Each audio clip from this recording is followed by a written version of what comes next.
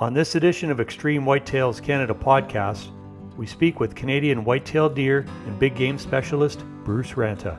We learn about Bruce's upbringing, where he came from, his years as a biologist with the M&R in Ontario. Then we dig deep into some whitetail facts, the state of the herd, their predators, diseases affecting whitetails in North America, and the timeline it takes to rebuild a collapsed herd. We also learn where in Canada these critters are thriving. Enjoy the episode.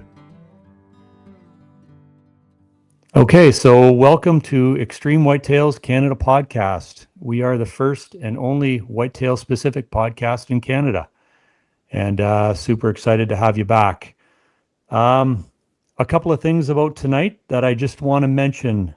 We drop our episodes on YouTube and Spotify about every 3 weeks. So that's kind of how these roll out.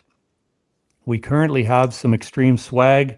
We've got some hoodies and t-shirts, and we've got some pretty awesome designs that we're excited about.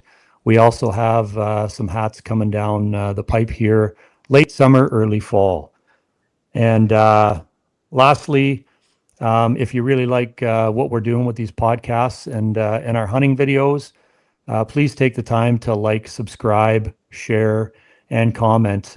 We really like reading the comments and responding, and it's talking about deer, whitetails. That's what we're all about. So Jake, what are we at here tonight? Episode what? 004. 004. Yeah. So episode 004. Tonight we have a special guest with us. We've got Bruce RANTA. And if you don't know who Bruce is an avid whitetail deer chaser. Bruce is now retired from the Ministry of Natural Resources. He was a biologist, a fish and game biologist located out of Kenora, Ontario. Bruce has also been involved with writing papers on moose and deer, along with Lakehead University in Thunder Bay. Bruce is currently a columnist from the reputable hunting and fishing magazine Ontario Out of Doors, specific to moose, whitetail deer, and black bears. And Bruce has also been involved with a lot more stuff, and we're excited to have Bruce with us tonight. He's super knowledgeable, and I've known Bruce for a long time, and pretty honored to have him on with us here. So, Bruce, welcome to our podcast. Hi there. Thanks for being on here with us. I'm gonna add to that little intro that you did there, Dan. Absolutely, buddy. Sorry about that. Mr. RANTA, I just have to say that it's an honor to finally meet you and to talk to you. I grew up in Kenora area. I left when I was in my early 20s. However, I still traveled back and forth to Kenora quite a bit. I've obviously remained friends with Dennis. My family still lives in Kenora. I read many of your articles, and I always enjoyed them and found them quite informative. And I'm a closet fan, so I've been looking at your stuff for years now, and I'm really excited to meet you. When we first got on the podcast before Dennis was recording, I kind of felt bad, but I wanted to save this for the podcast to say it. So it's an extreme pleasure to finally meet you. Thanks. Nice words. He did mention it too, Bruce. He's not just giving you lip service on the podcast. He mentioned hoping to have you on here a while ago, and I said, I know Bruce. I'm pretty sure we can get him on. So yeah, excited to have you. I'm cheap. Pardon me? I said I'm cheap. Yes, you are. We can afford you. Yeah. So yeah, Bruce. Anyway, we kind of, Jake, is there anything else? I'm just excited to get into it, and I guess I got a couple questions for you. Do you still live in Kenora there? You still live in the Kenora area? Me? Yeah. Yeah. Oh, yeah. I've lived in the same house here now since 1995. I got 232 acres in deer country here on the north. Still in the city limits, but if you go about a kilometer and a half north of me, you're out of the city limits. So. It's the woods. I live in the woods. I Oh, live in yeah. a log house. Nice. And No neighbors. Dennis did mention you were retired. I know you worked for the Ministry of Natural Resources in Ontario there, obviously. How long have you been retired? I've been retired for about well, I retired when I was 59, and I'm 72 now. So Good for you. Awesome. 13 years. Yeah. Lots of time to deer hunt. Yeah, it's not as good hunting anymore as it used to be. There's not as many deer, and Hey, Bruce. I'm old. It's hard now. Sorry, I'm now gonna take Jason off the rails here because I feel like we're getting ahead, but it's all good. Jake's excited, and I'm excited. I kind of want to talk to you, or we want to talk to you, kind of get into the beginning of you. So Bruce Ranta, as where it all began, where you're originally from, and how did you get into hunting with parents or friends, and then where we go from there. So if you can kind of start us out in that kind of zone there. Yeah, I'm from Sudbury, and that's where I grew up and I went to university at Laurentian. So till I was about early 20s, I stayed most of my time in Sudbury. Nice area. Well, it wasn't nice when I was growing up. It was pretty disgusting, actually. It was heavily polluted as a result of the mining and smelting industry there. And there was a big dead zone of vegetation all around the city. I remember that passing through when I was young. Yeah, my mother used to like to garden, but I remember as a kid, several times there were fumigations in the summertime that just killed everything in the garden. When I was in elementary school, we'd have a recess canceled because the fumigations were coming in. Really? And I remember a couple of times in my early teens there where there's fumigations that were so bad that the trees, all the deciduous trees, 80 to 90% of the leaves fell off in July and August because they were killed by sulfur fumes. And in the wintertime, I didn't realize. That's from the copper mine, Bruce? That's from the that? copper. That's copper mine there, eh? Nickel mine. Or nickel, sorry. Well, it's copper and nickel. They had gold and all kinds of minerals that they were smelting there. But it was the smelting industry that they'd have to they had a smelter and a refining industries there. So they'd have to take the minerals that came out, they'd smelt them down, and then they'd refine them, and then they'd take the slag, which was the rock that was left over after they got most of the minerals out of them, and they had these big trolley cars, and they'd go and dump them in these slag heaps. And it was quite the thing to go and see at night, because these little cars would come by that were full of this molten rock that was still just glowing and hot, and they dumped them and it would come tumbling down at night. It was quite a spectacular sight to see. But it was acidifying the lakes in the vicinity. It was killing off the vegetation. Like Sudbury used to be called St. Anne of the Pines when it was first it became a city in the 1880s, and it eventually changed its name to Sudbury. But it was surrounded by these huge white pines, and there was no white pines in the vicinity. You have to go outside the town quite a bit. I mean, there's some right in the city where the fumigations, for whatever reason, the way the smoke and the stacks would distribute the excess there. But there were no white pines left in the area when I was growing up. It was, the rocks were etched from all this stuff, and you could walk up the hillsides. They were like pumice, because they were etched, and there's so there are hills around there where there's all the vegetation and the soil had eroded off. It was a pretty disgusting place, I have to admit. And it's one of the reasons I got out of there. Is by the time I got into university, they were cleaning things up, and there was a big commitment to do an environmental rehab, and it's been quite successful. The city has really come back, and it's quite a lovely place now. The lakes are that were devoid of fish or had very few fish. They're been rehabilitated to a large degree. Vegetation has returned.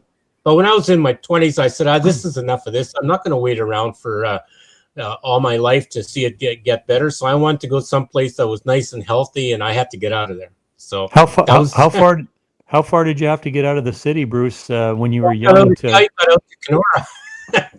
So to get out of the city, you had to get out about, depending on which direction, it was a different direction, but it was about at least a half hour or 40-minute drive to get out of the fumigation zone. Like it was huge. It was big. Yeah. Well, I do remember my dad pipelined when I was young. I remember going to North Bay and driving back, and it was almost like the moon in that zone. Everything there really wasn't. The Apollo astronauts actually trained there. Oh, really? Yeah. Yeah, I remember the vegetation. People like to talk about how. People don't like to talk about how ugly and despicable it was because I don't know. Of course, Sudbury now it's a big. It's a large center. It's one of the largest. I think it's the largest metropolitan area in Northern Ontario, and it's quite. As I said, it looks nice now. The vegetation's coming back. There's a lot of culture there. There's the university. There's community colleges. Lots of stuff is going on there, and it's a very attractive place to be.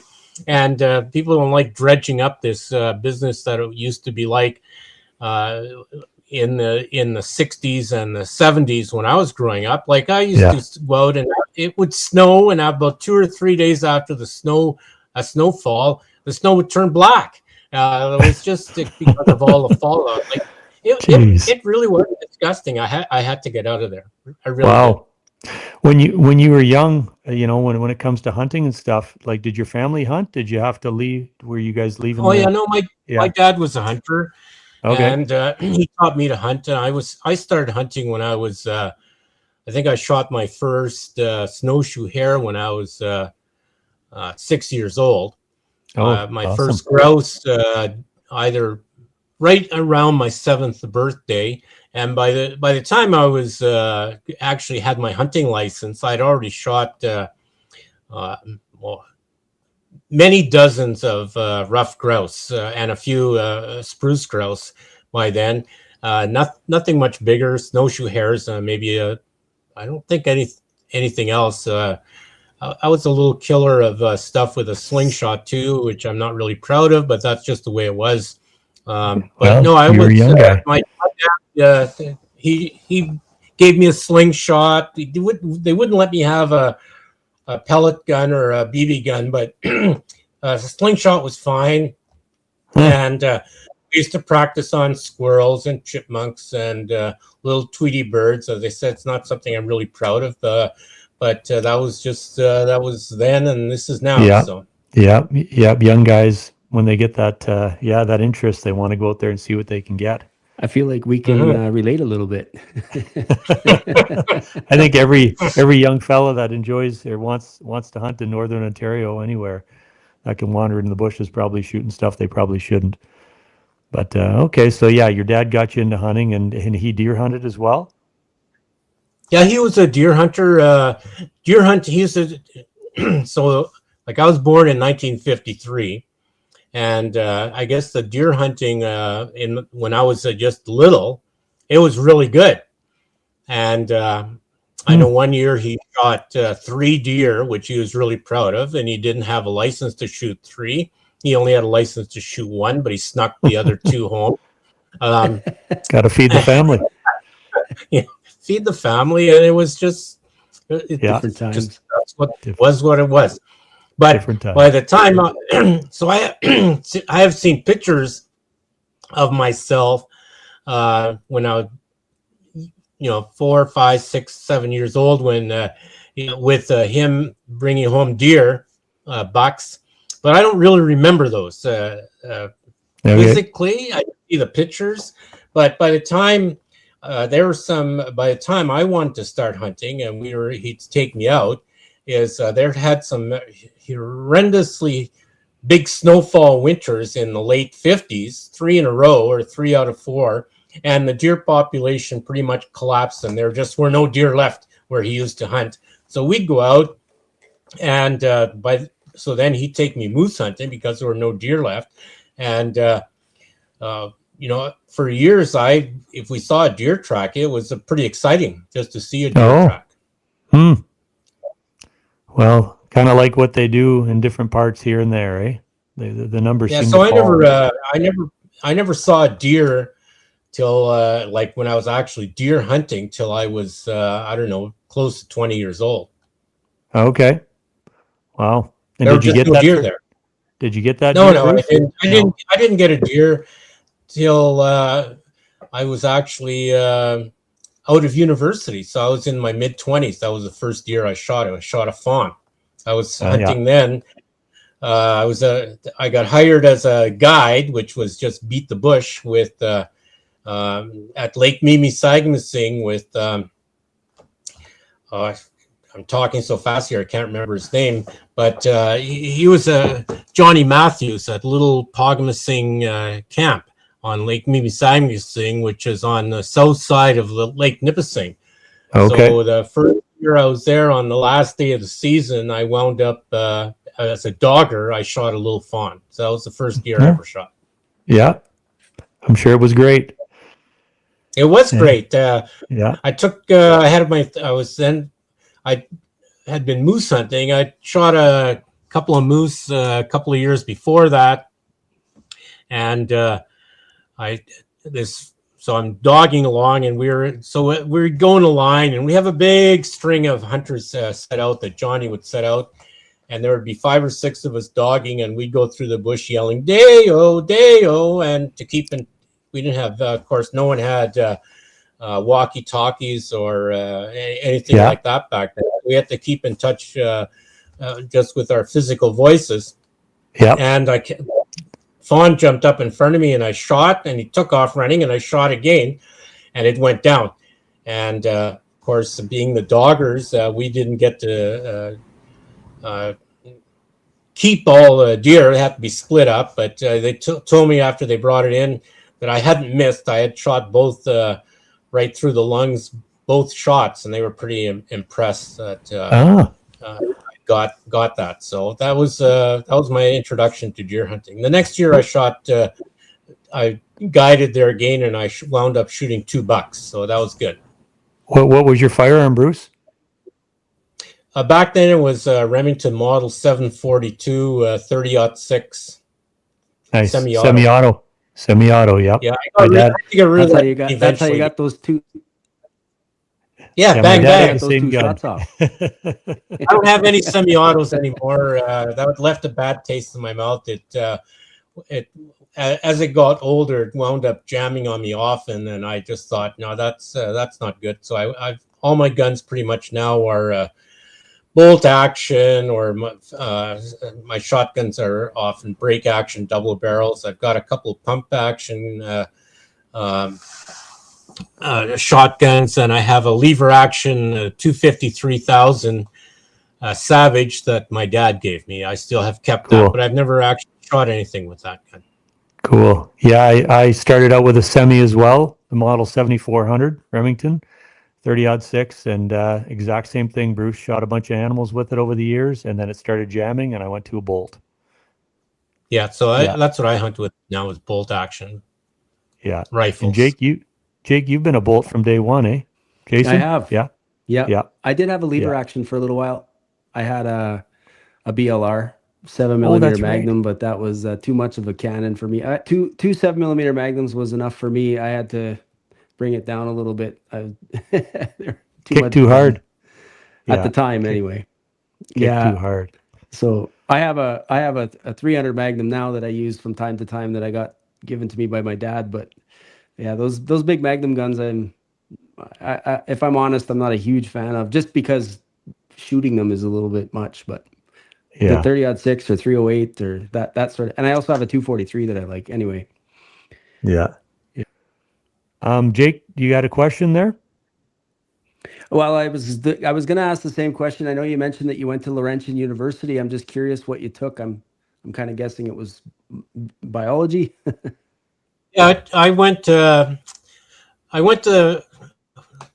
This is what happened. The first year when I started, we used to have grade 13 back then. So, but even with grade 13, I started university. I was 17 years old. And I told my dad, I said, I don't really like this. I'm too young. Everybody else is older than me. I'm the second youngest person in the whole university. I said, I want to take a year off. And he said, what? What do you want to do? I said, I don't know. I want to go moose hunting for one. So he says, well, if you don't go the first year, he says, I'm not going to pay and you have no money. So I said, okay. So I went the first year and I took the second year off and I went moose hunting. I shot 2 moose. I was really happy about that. And then I went to Vancouver for a while. And I was a hippie, so you had to do hippie things. And I came back and finished my second, third, and fourth year at Laurentian, and I got an honors degree in biology. Awesome. Then I went. Then I went and took a master's degree at Carleton University in Ottawa. So after that, I didn't go further. Didn't go for a PhD. It was interesting, but I was broke. I was sick and tired of being broke. I wanted to make some money, so I went to work. And at that time, you were labeled as a biologist, Bruce, with those degrees? Yeah, well, yeah, sort of.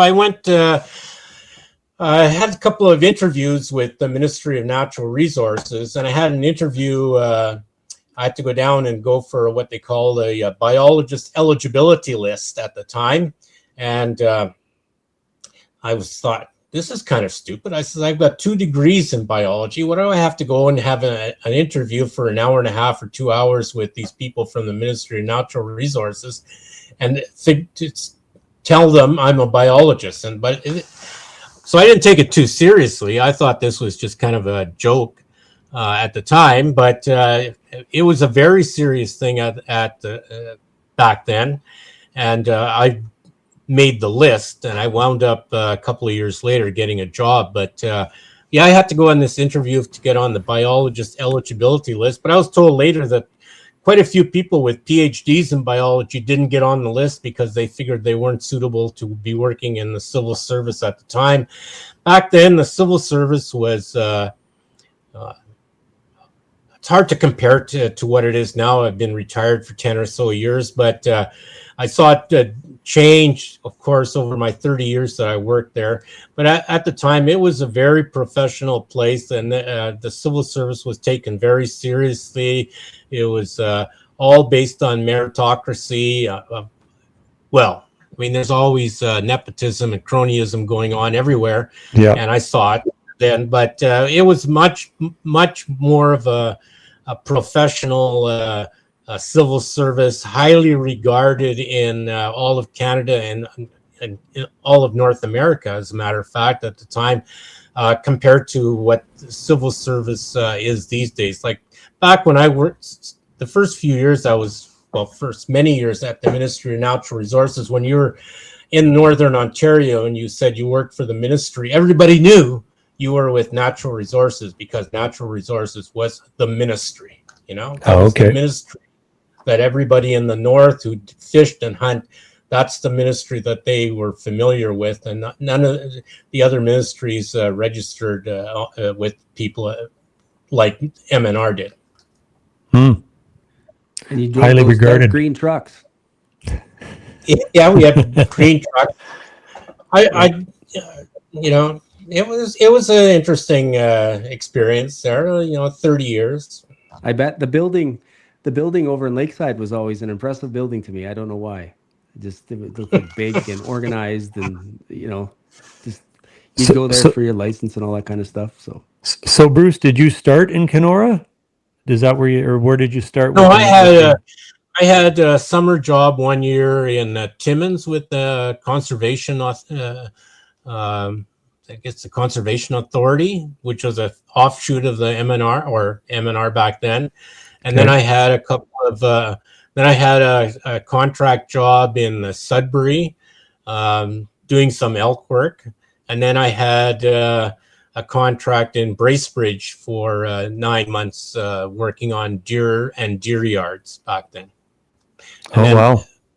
I've wound up those were all like temporary or contract jobs. Then I wound up getting a permanent job in Kenora. So Kenora is your first landed spot as a full-time biologist? Yeah. Yeah. Cool. What year was that, Bruce? Yeah, what year was that? Oh, I guess it was, I don't know, it was around somewhere in the mid 1980s, early 80s. Yep. Gotcha. Like I didn't get a job for a few months after I got out of university. I think it was a couple of years I didn't have a job. I actually wound up on welfare for a while. I had the welfare people come over to the house and said, well, you've got all these degrees. They said, why should we give you any money on welfare? I says, I have no money. I says, I cannot find a job. I wound up interviewed for, I got a job offer one point in Michigan for their elk herd, because that was my master's degree was on the Burwash elk herd south of Sudbury. Okay. Yeah, so I got this job offer in Michigan, and then this couple of days later, I got a job offer in Sudbury for a contract job, and I said, no, I just got a job offer in Michigan, so I'm going to turn it down. So 4 or 5 days later, they called me from Michigan. They said, oh, our funding just got all screwed up and we can't hire you anymore. So I called back down to Sudbury and they said, we already filled that position. So that job's gone. And so I was out of work for helpless again for another, I think, 8 or 9 months without a job there. Jeez. And I'd go to other jobs, where there was working at, applications for because as a kid, I'd had jobs working for high school as a janitor, and I worked at a Volkswagen place preparing vehicles for after they'd been bought. I have to clean them up and put the carpets in and all this kind of stuff. And I'd go to those places and they said, we're not going to hire you. It says, you've got these 2 degrees. You're not going to stick around with us. So you're way, way overqualified. So I was either overqualified or I wasn't able to get a job in my field. So I went about 2.5 years after I got out of university before I had any employment at all. Wow. Well, and jobs were tough to come by back in those days, eh, Bruce? Oh yeah, there was a big recession going on. It was tough times. Yeah. Well, even Jason, when you and I were young, like my dream job going through high school was to be an M&R conservation officer, and at the time there were no jobs, and the schooling was longer than I wanted to be. So that quickly kind of I remember that. closed that door. But Yeah. there just weren't many jobs. Unlike it's been here in the last while, there seems to be a lot of jobs in that field. But yeah, so well, that's interesting where it all came from, where you all came from. And so, Bruce, the first time you and I met, I believe, was if you recall, the late '90s. So we had a couple of bad winters in a row in the mid '90s, and I believe you were responsible for that deer feed program that was fired up in Kenora there. What was it, 95, 96, or 96, 97? I think, a couple of years in a row, you were a big part of it, or maybe you ran it, and that's where you and I met for the first time. Yeah, it was, as you said, we had a couple of bad winters and we had money back then. So we decided, I was hired in Kenora because the deer population had collapsed because of bad winters in the 70s. So my job was to deal with what we could with deer, and of course they got into moose and then did fishery stuff. But then, so the deer population rebounded fairly quickly once I got there, not because of me, just the way things were going. And then we had these bad winters, so they said, what should we do? And we said, well, I mean, I was familiar with the deer feeding program in the Bracebridge and the Muskoka areas, that they was pretty well established by then. I'd been down there and had field trips. I knew the guys that were doing stuff down there. So I said, well, we should try something like that here. I said, we don't have to feed every deer, but what you want to do is make sure that we get a core group of deer through the winter in reasonably good shape, and then after that, things should rebound, and that's what we did. Now, lots of people didn't like it. Some people didn't like it, and I understand that. And there's still lots of controversy with feeding wild animals, but I think times require you to do things. Like in Europe, it's not near as controversial there as it is here. Here, in Ontario at least, now there's this big thing. You got other things have to be. You have to let things sort of be natural and let nature take its course. And I think, well, that's kind of freaking stupid. That you just can't let nature take its course. Like, help if we can. There's thousands of people here that never used to be here. We've got logging industries, we got mining industries, we got roads and cottages, and we do all kinds of stuff, hunting and fishing, and we do this and that, and to say, oh, well, let nature take its course. And I think that's just kind of ridiculous. Like, I understand that you don't want to be, and it's impossible to be there totally meddling all the time. But if you're managing means meddling. And if you're meddling, you're either in it all the way, and you got to make a serious attempt to do whatever you can do that's reasonable and it's scientifically sound. And you go ahead and you try to implement those policies and procedures. And just to sit back and say, oh, there's nothing I can do. It's like, let's just blame everything on climate change. And that's what people have done. And that's their excuse. To do anything. Oh, it's climate change. There's nothing we can do. Yeah. I agree with you. Yeah, I'm not in that business of not doing anything. If you're a manager, you have to manage. Well, and you talk about meddling. Look at the amount of wood taken out of our area back in the pulp and paper days. So we were creating habitat with all the clear cutting. So that's us meddling. And I mean, at any given time, if any of us can do anything to help, why wouldn't we? Yeah, like there's probably way too much logging going on back then, but it made for great deer habitat and moose habitat. But now there's not hardly anything. The whole forest products industry has collapsed in northern Ontario, and it's just a shadow of itself. And it's one of the reasons why there's a lot fewer deer than there used to be. Grouse habitat too, is it not, Bruce? Logging. It's not just logging that creates it. Of course, there's fires and blowdowns and people out there like me living in the countryside doing this and that.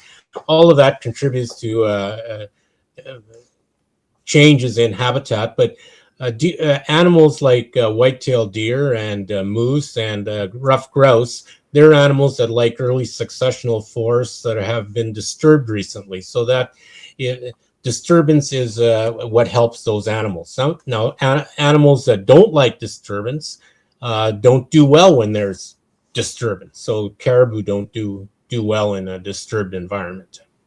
Yeah, gotcha. So the state of our whitetails there, Bruce, when did they fall back then? I mean, it was the 70s, was it not? And when you're talking about when they came back? Yeah, I've looked at that pretty intensively, and there were a big collapse in the 50s, and then there was a big collapse in the late 70s, and now there was a big collapse in around the year 2015, 2018, somewhere in that area. So there's been, in the last, say, 80, 90 years, there's been 3 big collapses in the deer population. Just in that area? Just In you're the talking just the Kenora? In the Kenora, northwestern Ontario, like Fort Francis, Kenora, the core of the deer range in northwestern Ontario, say from Thunder Bay to here. Sure. So we can, there's a, okay, so now we're getting into it, and there's a lot of different avenues we're going to go down here. I guess the first one I'm going to mention, Bruce, is I remember in the 80s, we had a big spruce budworm kill, created a whole pile of lichen. Every balsam and spruce in our area had lichen hanging from the trees into the 90s. That was a big help, was it not? Yeah, it got through them all. Got the deer through a lot of bad winters. Eventually, they vacuumed up all the lichens, and that's why when we have a bad winter now, the deer just do not make it. No. There's just not enough food for them. That's the most abundant, nutritious, and readily available food that exists here in the wintertime. And when there's lots of it, the deer do well. When there's very little of it, like there is now, the deer, if it's a hard winter, they don't do well. Which is amazing, because you still see a ton of browse in the bush that's really not being touched, but there's a ton of nutritional value in lichen, is there not? Well, the other thing with lichens is it's easily digestible, and there's lots of it. Like when the trees are just laden with it, a deer can sit under a balsam tree for 2-3 days and just kind of like just move around and eat, and then take one big jump, get under another tree and eat. If you look at the volume per square meter, there's way more lichen in those years after a heavy balsam budworm epidemic than there is browse that's available in a normal year. Like even when there's lots of browse, some of that browse, there may be a lot of, but it's only the first few centimeters from the end that's palatable to the deer. Otherwise, it's just too heavy, and it's too much tannin in it. There's not much nutrition. It's hard to digest. And on a twig, you look at how many actual twigs there are compared to when the lichens are just hanging down. There's volume is way less. So it's less food. It's less nutritious. It's less available, and it's not under a canopy. I mean, when the balsams are even dead, there's still a good canopy that reduces the snow cover. But if you get out where there's brush, heavy brush, there's not much of a canopy over top in terms to intercept the snow. So the deer have to wade through deeper snow, and it's just overall, it's just not a good sign. Now, fortunately, in northwestern Ontario and into Manitoba and in lots of Minnesota, is that historically our winters have been relatively low snow winters, and the snow is not like it is in the eastern part of the province or eastern part of the country. You don't get ice storms and crusts and all that kind of stuff, and the snow is far more dense there. So it's easier for them to wade around through light, fluffy snow, even if it's up to their chest, than it is over into as you go further east, where it's just the climatological differences make the snow and winters harder on the deer. Yeah, Dennis sort of was the one that taught me about lichen, and to me, it's a little bit counterintuitive. You think that deer are going to feed on deciduous plants and grasses and grains and things like this. I wouldn't have thought that they were feeding off of lichen, off of a needled or a coniferous tree.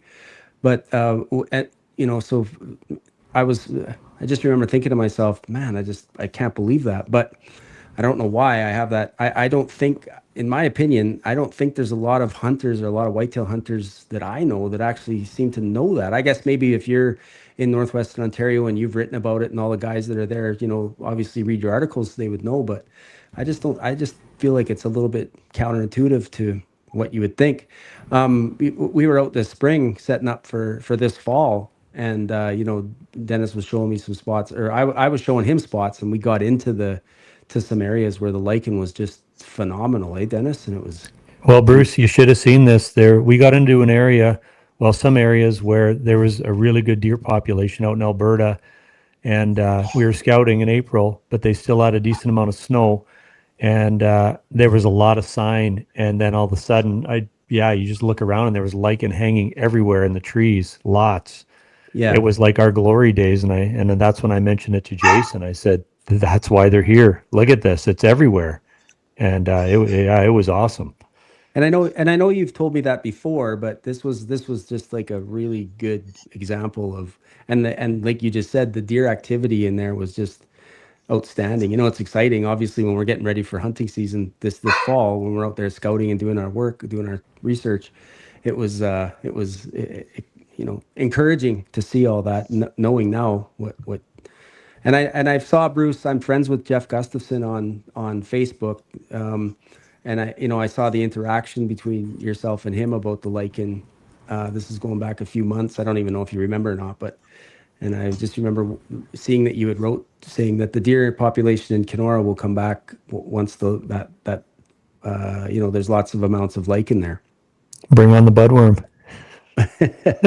Yeah, if you know, it's hard.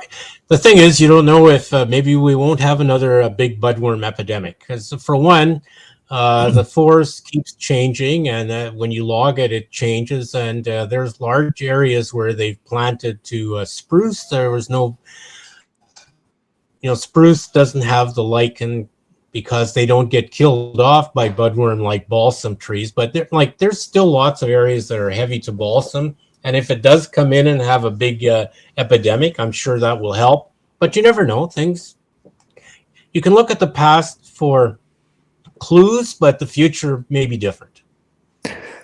So, Bruce, in your opinion, and we're going to get into all of Ontario and even Canada.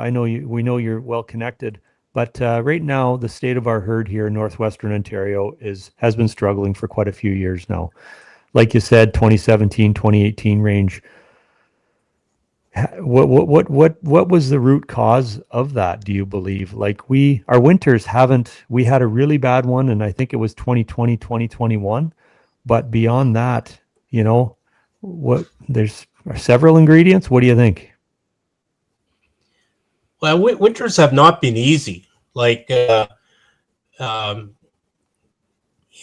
the early part of this century and into I don't know, up until around 2010, 2012, there were a bunch of winters where I never even took my snowmobile out of the garage because there just wasn't enough snow to drive around on the snowmobile. So if you want to go somewhere, you take the quad, or I guess back then trikes, quads mostly.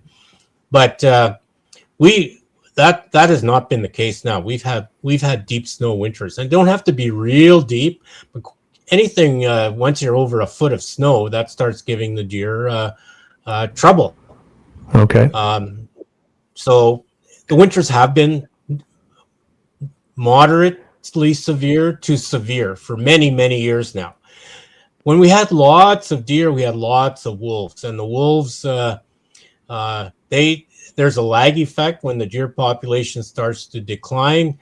The wolves don't just immediately disappear. They switch to alternate food sources, whether it's bunnies or moose or whatever. They try hard to survive, and they go looking and searching for finding out the last pockets of deer. So they chased the remaining, as the deer population declined, they chased them down, and they declined along with them.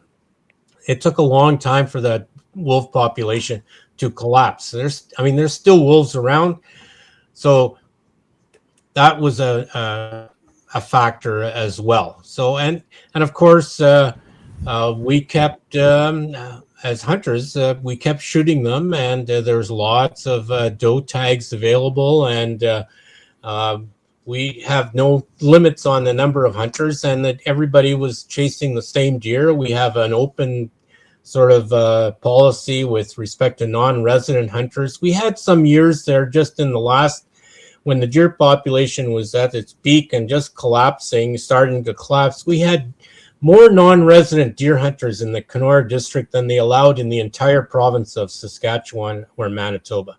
So we shot the shit out of them. We let the wolves kill them. We had bad winters, and then we had no lichens left because they vacuumed up the forest.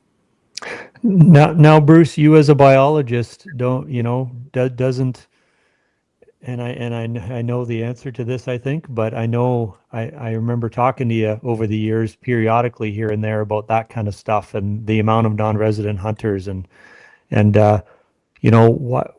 why wouldn't the MNR want to reduce that or shut it down, or can I ask that question? Well, I guess it was there's a couple of things. I mean, if you're just looking at the population level and you just shoot bucks, the deer population will still sort of hang in there. You can't really eliminate them. Then the non-residents can only shoot bucks. But yep. If you the mature bucks they're a superior gene pool because they've demonstrated it by living longer. So, but if you start eliminating any of the deer that live longer, and of course our deer here have to deal with wolves and bears and hunters and hard winters. Like, so using the science from the US, where they have virtually no wolves, they have very few bears, the winters are much shorter on average. You can't just apply what the science says down there to Ontario. But that's what was going on. And of course, people they don't like to get in there. We have a huge tourist industry here, and the tourist industry was making a lot of money off that deer population, and they didn't want to shut that down either. And well, I remember at one meeting where there was a point where you had to have what they called a Form 32 if you were a non-resident to hunt deer, which is what they used to have to hunt bears as well, which meant you had to go through an outfitter. You couldn't just go and stay at the Holiday Inn or Super 8 or go camping on Crown land and in your back of your camper and go deer hunting. You had to have this Form 32, which meant going through a tourist outfitter. And they said, well, we only have a couple of dozen people doing that. What a stupid situation. Like, what do we have all this complications and making life so difficult where we could, open things up?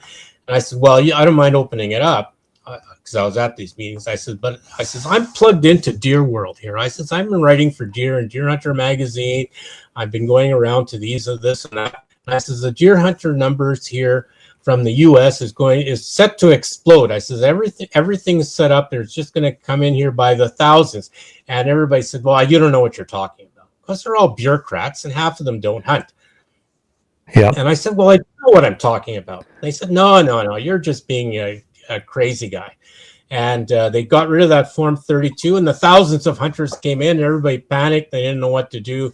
And by then it was too late, because they had all these user groups telling them to do this and do that, and we don't want to do this, and it just got into a big morass, and nothing was done till the deer population collapsed. And they said, oh, thank God we got out of that mess, because then there was no pressure to do anything, because there was no more deer, and all the deer hunters left. And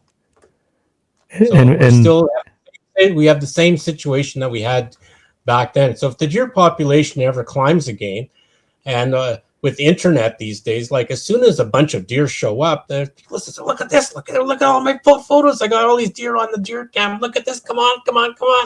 And they'll just be here. Like, we will not go a single year if the deer population explodes without being inundated with the deer hunters from US again. Like, I've seen, when it was at its peak, I saw a license plate from every single state in the US except Hawaii. That was the only one I didn't see. Wow. What Bruce, what were the highest numbers you recall in one season that we had from non-residents?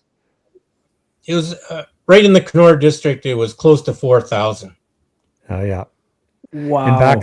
And back then, one person could purchase more than one buck tag, could they not? No, not the non-residents. They couldn't. Okay. But we had people out in the field that were doing this and that. Not all of non-residents were bad people, but when you have that many, we were finding the big M&R. I didn't find them personally, but people were finding stashes of bucks that all that was gone was the head or the antlers, and the deer was just, there's a bunch of deer would be left under a brush pile or whatever. People were coming here just for to shoot a big buck, because back then in the States, and I guess it's still that way in many parts of the States, although they've improved their management regimes considerably, so their deer quality has improved in many, many places. But back then, you had people who had hunted all their lives who had never shot a deer bigger than a 6-pointer. They never shot a deer that was older than 2.5 years old. So they just came up here by this was manna from heaven. Well, yeah, and we remember those days, eh, Jake? Yeah, like the Vermonters, the guys from Maine, they were all over. From all over the place, like you said, New York, everywhere. Yeah, I remember seeing license plates from Colorado and. Yep. Oh yeah, Alaska, every state. I counted every state. Yeah. I never saw one from Hawaii though. I wonder why. Long drive. Yeah. Yeah, California, every state. Yeah, no, we definitely had a world-class thing going on here for a while. Now, Bruce, they had, there's a guide requirement in Rainy River District, but not here. And you said they got rid of that. And do you ever see them bringing that back? In your opinion, I guess. No. If they do anything, it'll be I think it would be a lottery with only X number of tags. Like this, that's what sort of. Like Alberta this year, they just shut out non-residents for mule deer and for moose unless you go through an outfitter, and it's very limited number of tags. They just shut it down. Yeah. In southern half of Manitoba, there's no non-resident Canadian. If you're a Canadian, you can, but it's all private land. But in southern half of Manitoba, you can't. If you're an American, there's no way you can hunt deer in southern Manitoba. And is that just them protecting what's that? And in Saskatchewan, it's very, very difficult to get a tag. Again, it's very regulated. So they'll just cut the tags down or something like that if they do anything.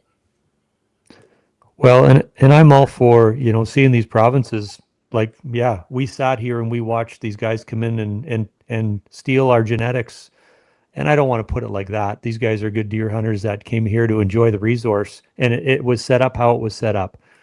But when we were left with nothing, then some of us were a little bit sour about how a lot of the great genetics that we had for a long time, they're not gone, but they're few and far between now, like we all know. And if these provinces are managing. Yeah, there's many of us who were advocating for a system where we limit the number of tags. Eh? We'd Okay. say, well, just have X number of tags, and the Americans know how to apply in the tag system. Like they've got lots of states and places where it's tags and it's a draw and it's a preferred draw. They're used to that. They can do it. But what I think the tourist industry, for one, is a very powerful industry here, and they didn't want to go through that because everybody was all of a sudden a professional deer guide and operating out of their house or whatever, and it was lucrative, easy money, and they had a big lobby, and they said, "Oh, we're making all this money, is bringing in all this resource and stuff, and you can't kill all the deer and blah blah blah." So nothing was done. Yeah. I just don't think, like in Ontario, hunting and fishing is not near as big a thing as it is in many parts of the U.S. or even in Western Canada. It's just not an issue. It's not a thing. No, well, we all know we're forgotten in the Northwest. A lot of people from the southern part of the province don't know where we are or even that we exist, and that's true. And yeah, it's you're right. Not to mention Ontario is very kind of leaning the other way when it comes to should you be hunting or should you not be hunting. It just seems that Like way. Do you? I was reading some articles lately that says Canada is the most woke country in the world, Yeah. and if you look up traits of wokeism, whatever that is, uh, does, woke people aren't into hunting and fishing. No. That's not a thing. Like Well, and they The Europeans are even more like their hunting and fishing is improving quite dramatically because they're controlling it. Like it's far more regulated there than here. Like I wouldn't want to be there and live there and have to deal with it. But given the fact that there's 600 million people or so in Europe, they're doing a pretty good job of managing their game populations over there right now. Hmm. And Well, there's good for and them. it doesn't matter almost. There's still hunting, lots of hunting going on in Europe. Well, good. That's I did good. not know that. I would have guessed, and it was just a guess, I that like there was. Hungary has tremendous hunting. Spain has tremendous hunting. Even in Wow. France, there's a lot of good deer hunting, and there's lots of hunting goes on there. And the Germans, there's lots of hunting in Germany. I'm going to Finland this year, not because of hunting, but while I'm there, I'm going to be there for 2 weeks. I'm going to go grouse hunting there for Nice. hopefully for 3 days. So Yeah. because there's pretty good hunting there. Like in Sweden, they shoot way more moose in Sweden than we do in Ontario. Like we're shooting about 6,000 moose in Ontario, and I think they're shooting around 40,000 or so in Sweden. They were up over 100,000 there for a few years, but they knew that was too many. But they're down to around 40,000 or something. So people say, "Oh, look, the moose is the iconic symbol of Ontario." It's just symbolizes what Ontario is like, and I think, yeah, we shoot about 6,000. And you go over to Sweden, which is not as big as Ontario, and they shoot 40,000. Wow. That's a lot. Oh man, Bruce, there's a lot of I'm learning a lot directions. here. No, and it just there's cans of worms that we could open here. I mean, yeah, like I just to quickly speak about the moose. I remember the regulations when we were young, and and you'll remember this in the hunting regulations. There was a photo of a cow moose, and around the cow had offspring, and I think there was 9, and it said something about in a cow's lifetime she could have up to or more than 9 calves. And then now, back then I believe they were giving away less cow tags than there were bull tags, but now, some of the areas that we hunt, they seem to be giving away more cow tags than bull tags. And Yeah, I'm well, just the reason they're doing that is in those areas where they're shooting all these cows or having all these cow tags, it's north of what they call the caribou line. And there's this thing in Ontario by many of the biologists and the bureaucracy that they say, oh, the poor caribou, don't want to have a lot of moose there because if there's moose, then there's wolves, and then the wolves eat the caribou, and caribou are on the endangered species list. And I'm thinking, that's just ridiculous. There are more caribou in Canada than there are on average. Like it fluctuates like everything else, but on average, there are more caribou in Canada than there are moose, elk, mule deer, and white-tailed deer combined. combined. Combined, there's more. And they're on the endangered species list. It's because, well, these are the forest-dwelling, non-migratory caribou.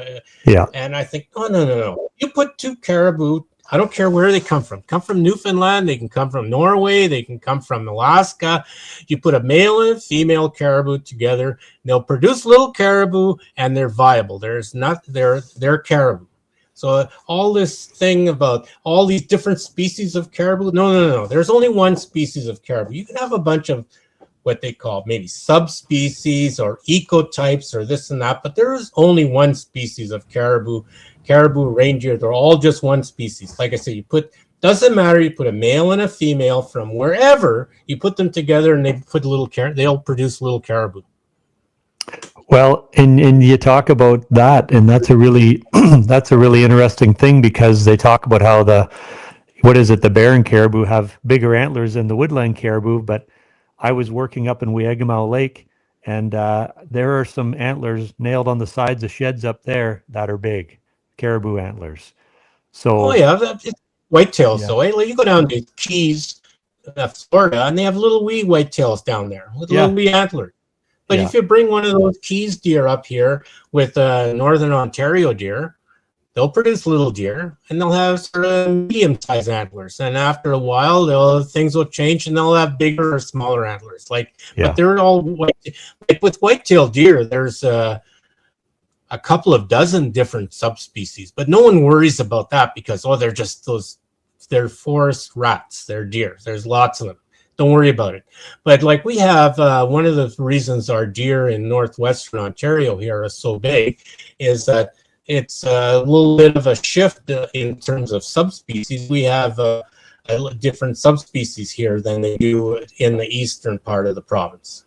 So, and they have bigger antlers, but it's not as if they're a different species. They're different, but because our habitat is different, our climate is different, the weather patterns are different, so the deer adapt and they're different. So that's just the way biology works, right? We're on the fringe here, and they probably, for the most part, have to be a bit stronger, bigger, tougher to survive. So our deer here we're on the fringe of what they call a Dakota deer, and Dakota deer are deer that are noted for big antlers because of the environment that they are in. Because for one, we're on the northern fringe, so there's a thing called Bergman's Law. When you're on the northern fringe of the range of a species, you tend to be bigger because you have to deal with more extreme climate. So you tend to be bigger, and the habitat here is more nutritious on average for a deer because we have less rainfall. So it leaches less of the nutrients into the soil compared to east, where they have twice as much rainfall and snow. So the rain and the snow and the water is constantly leaching the micronutrients that are available in the vegetation away from the deer. So here we have they have a better availability of deer. And that's why out in the prairies where it's dry, the deer even grow bigger antlers. Plus, they're not encumbered by the forest. So with saying that, Bruce, that leads me to another question.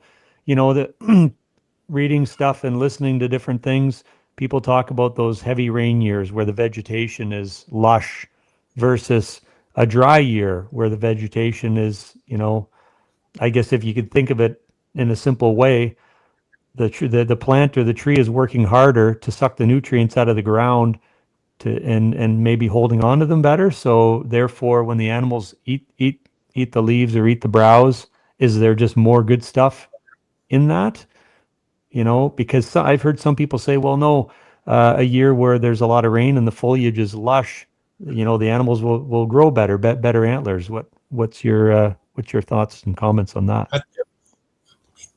Overall, it's never just black and white, because if it's too dry, then you don't get much berry production, and berries are really good, like blueberries and raspberries and all those other sorts of things, and seeds are good, and the flowers come out and all those sorts. If it's too dry, you don't get all of that stuff. So too dry is no good. Too wet is no good either, because then it's just too wet, and it's like squeezing a leaf, and you squeeze it and all that comes out is water, and that's not there, because you can only eat so much. You fill your stomach up with volume, and it's mostly just all water. So somewhere in the middle. It's always somewhere in the middle.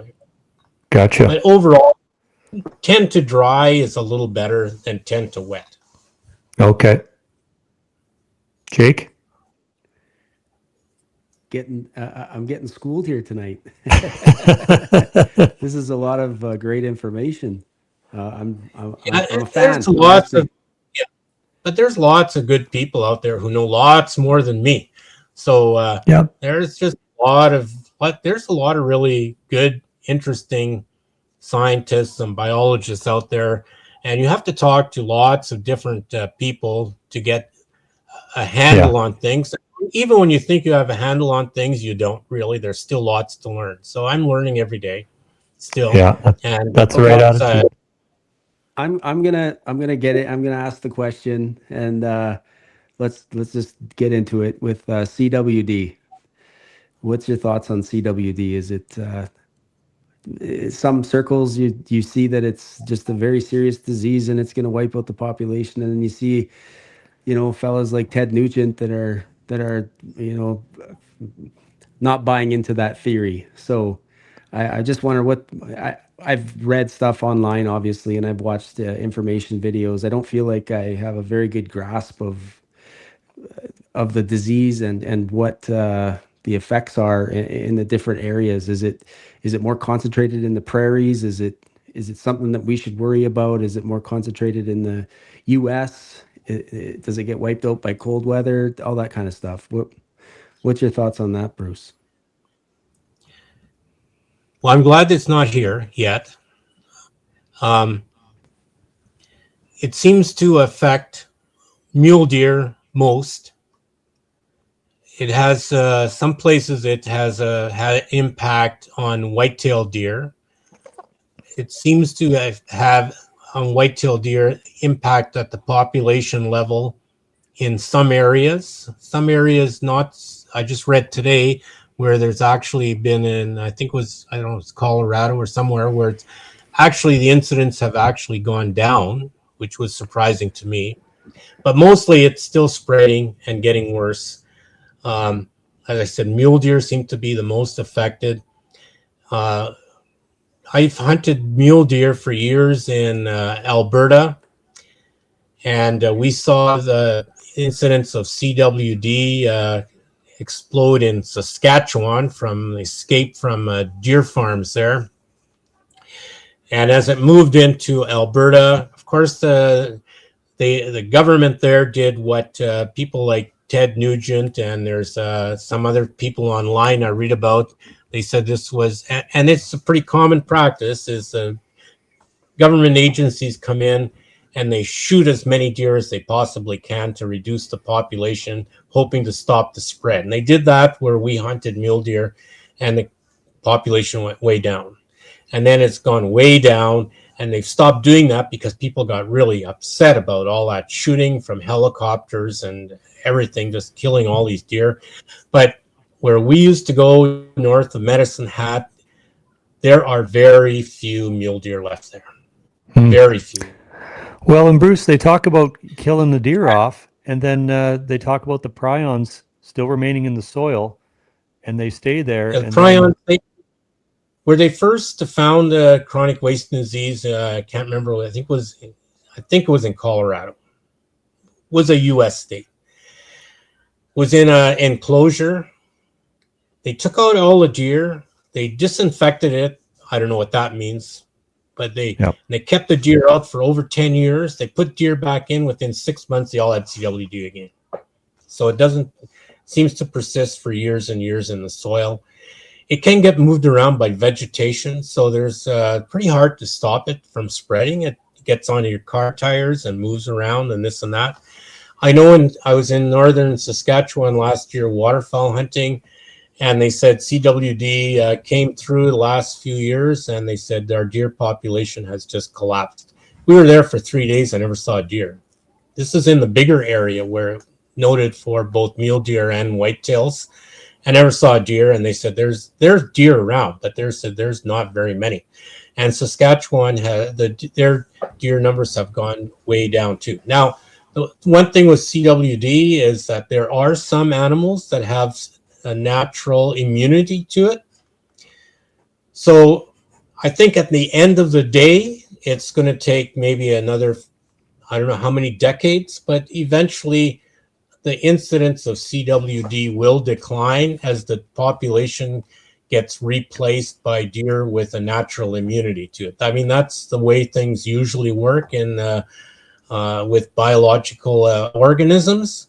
no one really even understands prions. They don't know they're not a living thing, really. They have no nucleus. They don't know. They're very poorly understood what exactly they are. But it's not a good thing. It hasn't benefited any place where it showed up.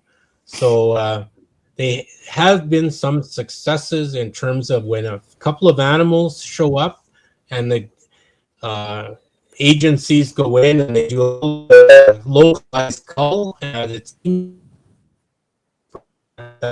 York in a state and a couple of other places, but it's pretty well, like virtually all of this one is inundated with CWD. Much of Alberta is now, at least the certainly the southern and eastern part of Alberta has CWD rampant, with especially mule deer, whitetail to some degree. But it's not as if you get CWD and then 6 months later the animal is dead. They can live for 2, 3, 4 years sometimes. CWD. So the thing is that they say it hasn't jumped from deer to humans, but everybody's still concerned about that, as they should be. But if it doesn't happen, maybe at one point it might be like all these deer out there. There's many of them dying from various diseases, whether it's EHD or CWD, or they get some form of cancer or something. You shoot a deer, if it looks reasonably healthy, people are eating it. Now they say, get it tested for CWD, and if it has CWD, don't eat it. But I think in the U.S. especially, but probably also in Alberta and Saskatchewan, there must be tens of thousands of humans now that have eaten deer that have CWD, because not everybody gets their deer tested, and it doesn't seem to be jumping into humans. So it is, at some point they're going to say, look, if your deer looks pretty healthy, just go ahead and eat it. I don't know. Maybe that no one's willing to come out and say that yet. Maybe Ted Nugent and some of those people are saying that. I don't really know. I don't follow them that closely, but it's certainly not helping things.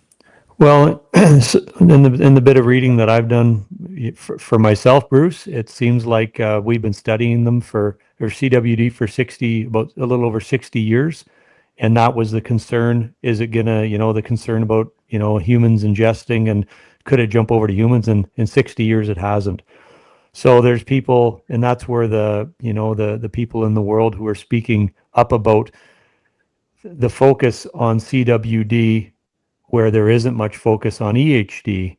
And as you know, EHD is wiping out thousands of deer a year in certain states of the U.S. It just seems to, yeah, I mean, there's no predicting how it's going to hit and where it's going to hit, but all of a sudden when it hits, it's late summer, early fall, and otherwise known as blue tongue, and it really seems to have a huge impact. So it seems like with the stuff I've been listening to and reading, there's a lot of people frustrated with their governments where they're spending money on CWD but not even really looking at EHD. And maybe you know more about that, in that maybe they are looking at it. What's your thoughts on that? Well, I think they're looking at it. I guess it depends which state you're in, because it's not a big issue in much of Ontario. I think it's showed up a few times in a very localized, but it's not a big thing.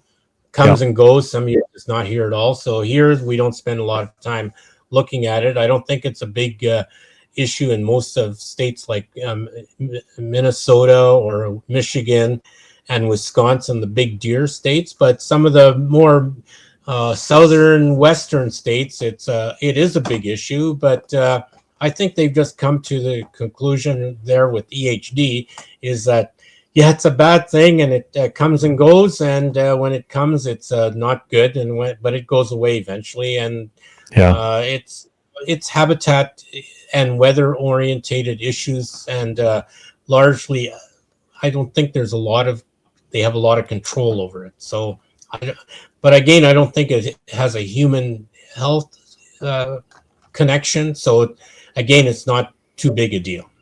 For a lot of people. That's my take on it.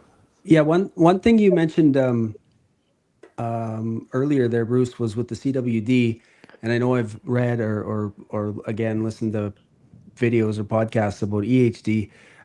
You alluded to the some deer have an immunity to the CWD, and the way my understanding is that some deer also have an immunity to the EHD. And with the EHD, from what I understand, they can a doe can pass down that immunity to their fawn. Is that the same thing with CWD, or do I you agree think with that? yeah. So Yeah. that's why I believe there's a couple of states now that are actually have a breeding program where they're breeding CWD resistant deer and reintroducing them into the wild. And there's a lot of people. That's another big controversial issue. So I'm not sure all the There's ins and al- outs of that. there's Yes. always going to be somebody complaining about something. Sure. Oh yeah, well, like I say, it's how much do you want to meddle, eh?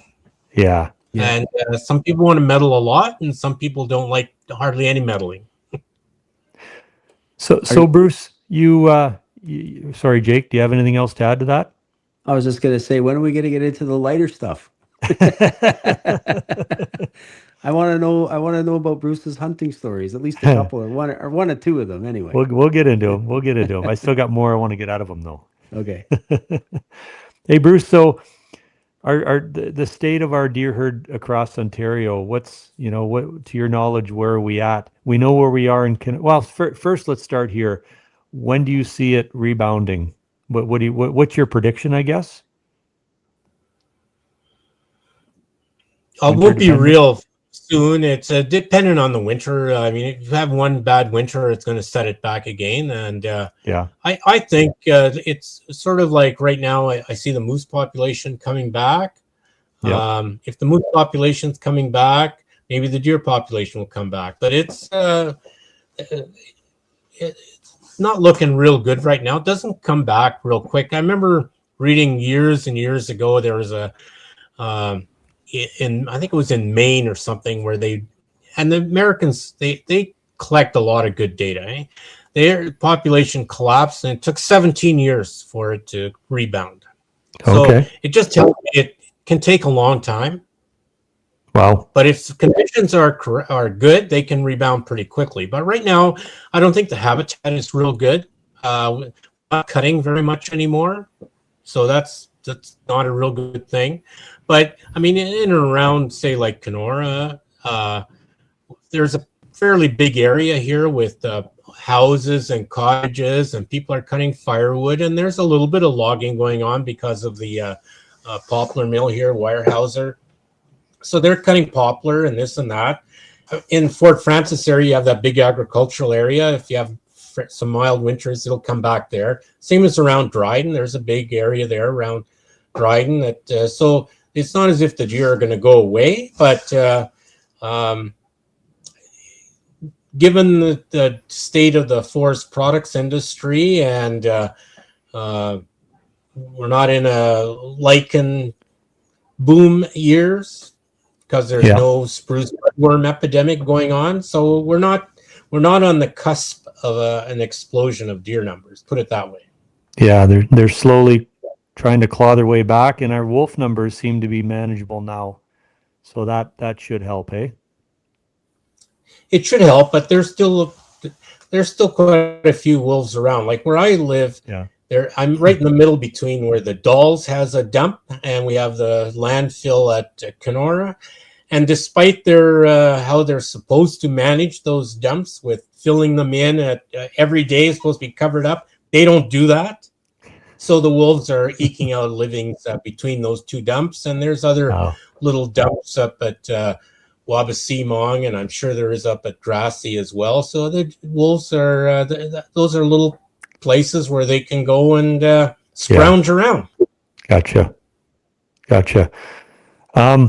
And another thing that, we don't need to get right into it, but just a quick question about our cougars. So cougars, we know they're around. Do you think they've had an effect without really anybody really recognizing it?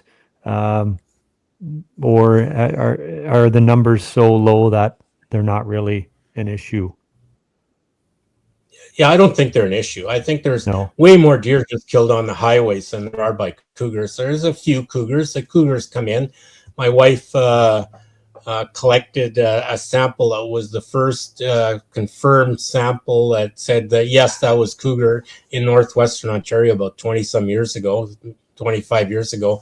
And since then, there's been other confirmed sightings and carcasses found and trail cam photos, but at the population level, it's meaningless. Okay. Well, that's good news. That's good news for the whitetails. What, and as far as the rest of the province goes, to your knowledge, what is there, do we have decent deer right down into the south, or are they kind of struggling across the board? I think they're struggling. I mean, there's good populations here and there, but they're struggling across the board. There's been some bad winters. Last winter was another bad winter, and lots of deer country in the Muskokas and Haliburtons and out by Ottawa. Ottawa's had some horrible winters in the deer population there. I know friends of mine who have deer camps there. They said the deer population has collapsed there as well. There's just hardly any deer left there. So it's I guess in southwestern Ontario, where it's all private land and there's farms and this and that, I think it's more stable down there. But overall, I think there's deer and there's huntable deer and there's some good pockets of deer, but they're struggling. They're not doing like well as they were a few years ago. Yeah, that Muskoka area, 2 bad winters of like 5 feet of snow. It's crazy, like big, massive dumps, eh? Yeah, massive. Yeah. And then what about the rest of the country, Bruce? Like kind of looking across, you're I'm sure you're connected with people right across. As far as our forecast for whitetails across Canada, we still have some pretty good zones. Yeah, it's like good parts of Manitoba has some really good deer hunting. I've been invited for a deer camp for a week in southwestern Manitoba this year, so I'm looking forward to that. Nice. They've been doing really well. Saskatchewan, I tend to not pay a lot of attention to Saskatchewan because it's a real pain to do anything there if you're not a resident. They just don't like non-residents. When I was working and writing for Ontario Out of Doors, when Bert Myers was the editor, he went to an outdoor show and they had the minister from Saskatchewan there, and you're talking to Bert. And Bert, Ontario Out of Doors is the biggest magazine in the outdoors business in Canada. It's much more read than even Outdoor Canada. Bert said, they said, what would you like? We could do something for you, Bert. He says, I'd really like a whitetail deer hunt in Saskatchewan. And even the minister could not get a single outfitter to take Bert because they said, we don't want anybody from Ontario or rest of Canada. We like our Americans that we can control, and they have to come to us. We don't want there's still too many loopholes with respect to Canadians coming here. We don't want them. So that's really soured me on Saskatchewan. I used to go there quite a bit, bird hunting, upland game bird, but we couldn't even hunt pheasants as a non-resident of Saskatchewan. And back then, we were seeing like hundreds and hundreds of mule deer in the week that we were there, and we couldn't get a mule deer tag. We couldn't get an elk tag. We couldn't get an antelope tag. So I've just kind of soured on Saskatchewan and just kind of said, hell with you guys. I'm not had friends in Alberta, so I'd go across Saskatchewan and go to Alberta.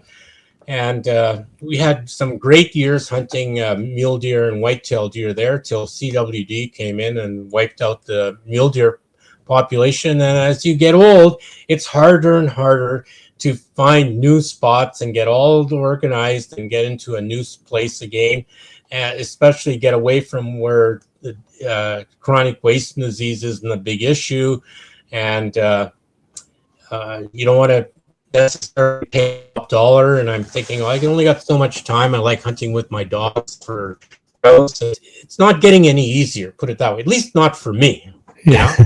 Age takes lot of takes a toll on your energy level and your desire to do some things that you didn't have any problem with in the past. You know, like I wouldn't in when I was 30s and 40s and even in my 50s, you'd drive out there and say, well, if we have to stay in a hotel, we'll stay in a hotel and we'll check around for a week and we'll do this and that. And I'm thinking, no, I just don't want to do that anymore. It's got to be nice and comfortable. And that's fair. Yeah. You've earned that right, Bruce. You can, yeah. It's just like your body just says no. You try that, you're gonna be sick for a week there, bud. So there's just things you can't do anymore when you're older. It's hard for my brain to accept that, but my body tells me, no, you can't do that. Yeah. Stop. Well, I like you. I enjoy going to Alberta, and I think I'm going to be ramping my Alberta time up. Thanks to Jason there. I went 2 years ago, hunted with him for whitetails, and we got a whitetail and we got a mule deer on that hunt. He actually got them, and yeah, it was a great time, and we're spending more time out there. I am just learning, and yeah, pretty excited. We're going out there again, or I'm going out there again this fall to hunt with them. So with their change in regulations, is it them protecting the deer, or is it them, in your opinion, trying to elbow people out? What do you think is kind of behind the change? Well, their mule deer population has really taken it's really down compared to what it was, especially in the core areas in the south. Okay. Like I say, where we see hundreds of them, my friends who are still going there bird hunting say in a week you're lucky to see a handful. So they've said, no, our resident population is growing and the deer population is going down. But they just, for whatever reason, I don't understand all their thinking, they just shut it down. No more mule deer hunting for us. And I guess you might be able to through an outfitter. I'm not positive, but you can't go in through the hunter host system anymore anyway. Do you know that one, Jason? I know they changed the hunter host situation this year, that you can only have one non-resident that's not a family member and one that is a family member. Whereas in the past, but you can't for mule deer. What's that? You can't for mule deer. This is for whitetail. Yeah. Sorry. Yeah. Yeah. Mule deer. So you can't host any mule deer hunting in all of Alberta, Bruce? Zero. There's no non-resident hunt for mule deer in Alberta this year. Oh, okay. I did not know that. No, I've been applying for 20 some years, and this year they just cut me off. Oh, okay. Same with moose. I've been applying for about 5 or 6 years, and I thought, because you couldn't before, and then they opened it up, and there's lots of moose there. And this year they said no non-resident hunter host system for moose either. So I can't go from. So I still applied for a whitetail, and an antelope, but I just went in for 999 because I just don't have the time this year because of various reasons. So I just got a point. Sure. For a and for whitetails, you don't need a point. You could just have to go through the system. You can just go by over the tag with a hunter host. You can go over the counter tag. And that's what Dennis and I do. Yeah. Mm-hmm. I host him. Well, you're going to enjoy a hunt in Manitoba this year, Bruce. So yeah, you can put Alberta off for a year, eh? Yeah. The only thing is and it's okay. Like they're the people I'm hunting with, they just like to fill out and get their count. They're just some of them say, oh, you can't, those great big bucks, they don't even taste good. I'm thinking, no, they taste just fine. So I'd rather shoot, I like shooting big bucks for a variety of reasons. And for one, you only shoot one, and if it's big, you get twice as much to eat. Plus you get a rack. So they have this in their head that they're big and stinky and they don't taste good. So they're just out to shoot. They're happy and they want to get their hunt over with by 3 days so that they can bring the deer in and get them processed and get it home by the weekend, because now you have to have you can't bring in a field dressed deer into the province anymore. You have to have it all processed. So that takes up a couple of days, and nobody wants to spend 10 days out there waiting for the butcher to cut and wrap their deer. Yep. So Hey, I'm sure we're going to get here, but and they shoot some big ones occasionally, but if I let go of some small bucks, I won't be happy. They won't be too happy. Is that with right? me. So Well, I have to keep my mouth shut. Yeah. hey, Bruce, that kind of brings up a question I had. Life expectancy of whitetails. And more in our area, like across Canada, in these areas that we're dangling on the fringe, and size, like antler size. In your opinion, with your experience, what do you, what's your opinion on, you're kind of the age of a whitetail that is going to grow the largest rack, and the life expectancy of a buck and or a doe? Well, I shot one that was I didn't do a cementum age, but I did a wear class age, and I figured it was around 12 years old. That's the oldest one I've known of around here. Buck? That I've seen. Buck? A buck. Yeah. Wow. And he field dressed 260 pounds. That's huge. I think the biggest one from talking to the butchers that I've ever talked around here is about 280 pounds that I've heard of for a butchered or field dressed whitetail. But most of the deer, the vast majority of them are 5.5 years or younger. Very few are over 5.5 years old. I think the real big deer, the big antler deer, are usually in the neighborhood of 5.5 to 7.5 years old. That's what I can see. Yeah. Milo Hansen's world record buck. Like I knew, been to many meetings, and then I actually went out and visited him when we used to go out to Saskatchewan, when we used to hunt in the Mooseman area. Milo's manager for his deer, and he was a biologist. He thought that there was a good chance Milo's deer was only 3.5 years old. He says 4.5, it wasn't over 4.5. He said it might only been 3.5. Wow. Well, this one behind me, Bruce, you were one of the scorers for it, and I think you guys put it at about 6.5, I believe. So yeah, and around here, that's about prime. Yeah. The one I shot that was about 12 years old, he was well past his prime. You could see it was truncated and coming in, and it was nice and heavy. It was still but it's only 8 points, and it was definitely on the decline. But he was a nice deer. How do you age them? With the tooth?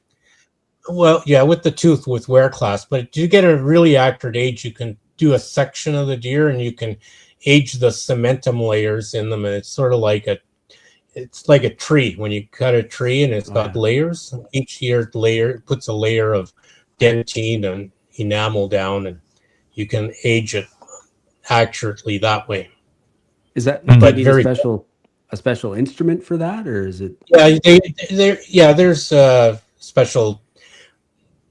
If the research people have done it, we did it a few years just to be able to say we did it, and looked at it and see how close it came to our wear class age. But most of the deer, because the vast majority of them they're either fawns, they're yearlings, they're 2.5, 3.5, or 4.5. Like 90% of them are there.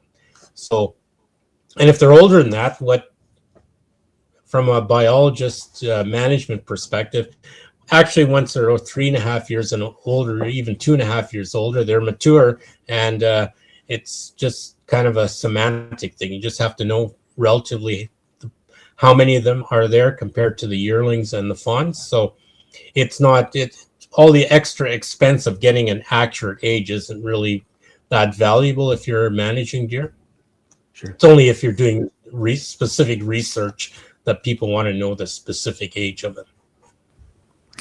We hunted an area, Bruce, for years on the water there, and we had some manageable winters, so I think that allowed things to happen the way they did there. But we had some deer that we actually we had on camera for years, and we were putting in the the 6.5 to 8, as old as 8.5. A couple of them we thought were about 8.5, and anyway, that whole antler size in those years were definitely where they were the most impressive.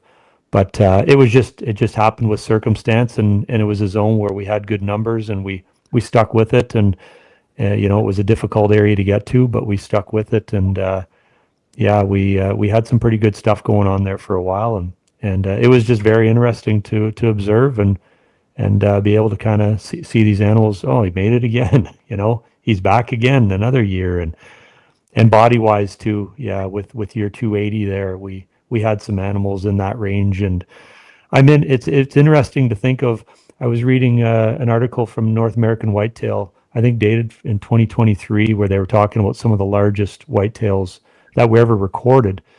It's interesting to think how big some of these deer were that people never ever never recorded. We got some big ones, and just the amount of people out there, especially in our fringe country where these animals, we know there's some big giants. It's got to be there's got to be some pretty good stories out there. Yeah, this one I had it actually a head mount down on it, and my taxidermist Ray Hagberg used to have a lodge down on Kagagi Lake, by Nestor Falls. He had to order an elk mount to get to be able to fit the cape on it. Wow! Then you have to whittle it around. But he said he ordered the very biggest deer form that he could get, and it didn't fit. And that was one that you killed? That one that you killed, Bruce? Oh, wow. Yeah. What's the? Okay, do you mind if I ask the largest score you've killed for about 165? That's a big deer. Yeah. I have a bunch that I shot around in the 150s and another bunch in the 140s. Like, sure. If you see these guys, those are all those deer up there. They're not the biggest ones. The biggest ones are mostly head mounts, but those are all 140 to 150s. Those ones. Oh yeah, cool. What's your? Oh, sorry, Jake, I'm cutting you off. Go ahead. Nope. Bruce, what's your favorite deer story? Oh, there's a lot of. This one is an interesting one. This one here is an interesting deer story. Can you see this one? Oh, big 8, giant 8. Wow, that is a big 8-pointer. He's not that big actually. It's a nice deer, but well, look at the bases. This was Bruce, one of the years. If I could, that's a big 8-point by my standards. Yeah, but this was one of the years where there was lots of Americans here, and we were really frustrated. We were having a hard time finding hunting spots, like even to pull the truck over, because we all are kind of like spot and stalk hunters. That's the way we used to hunt. None of us had tree stands, and we didn't, we'd go out, look for deer. Oh, and we'd either call or just sneak around or this and that. Or watch and go walkabouts. So anyway, we're at one of these days. We thought, okay, we'll just go out. We're gonna find a spot to park the truck. We'll go in and hunt for an hour. If we don't get anything, we'll go back to the truck, go find another spot. So that's what we were doing. We were up the Menaki Highway.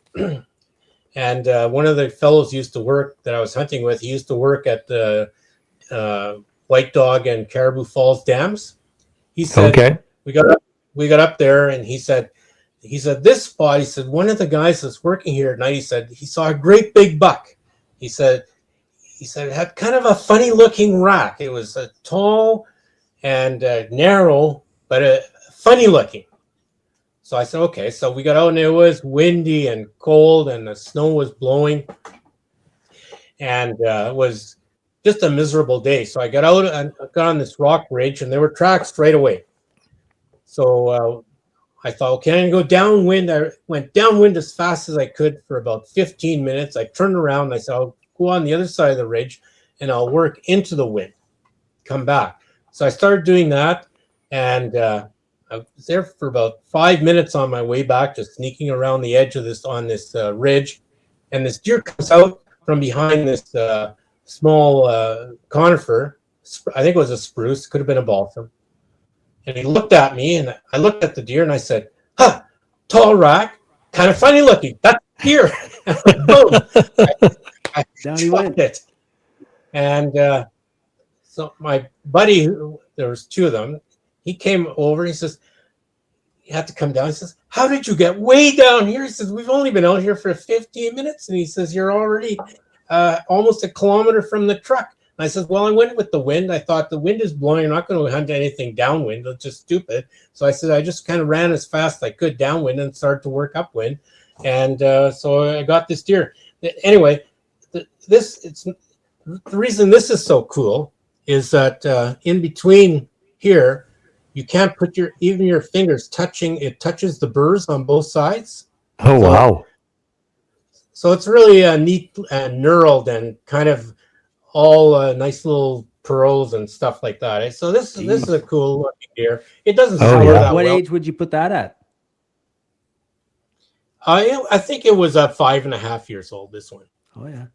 Huh. It's like only a basic 8-pointer, Ace, and these aren't very big, and it's and the tines or the brow tines are short, so it doesn't score that well. But it's a cool looking rack. I like the bases of it. So yeah, he's super cool. That's one of my favorite stories, anyway. Yeah, good for you. Yeah, that's a great one. Yeah, and you beat your buddies to the punch there, Bruce. Yeah. Was your strategy to hurry up and get downwind so they could kick the deer down to you there as you worked your way up?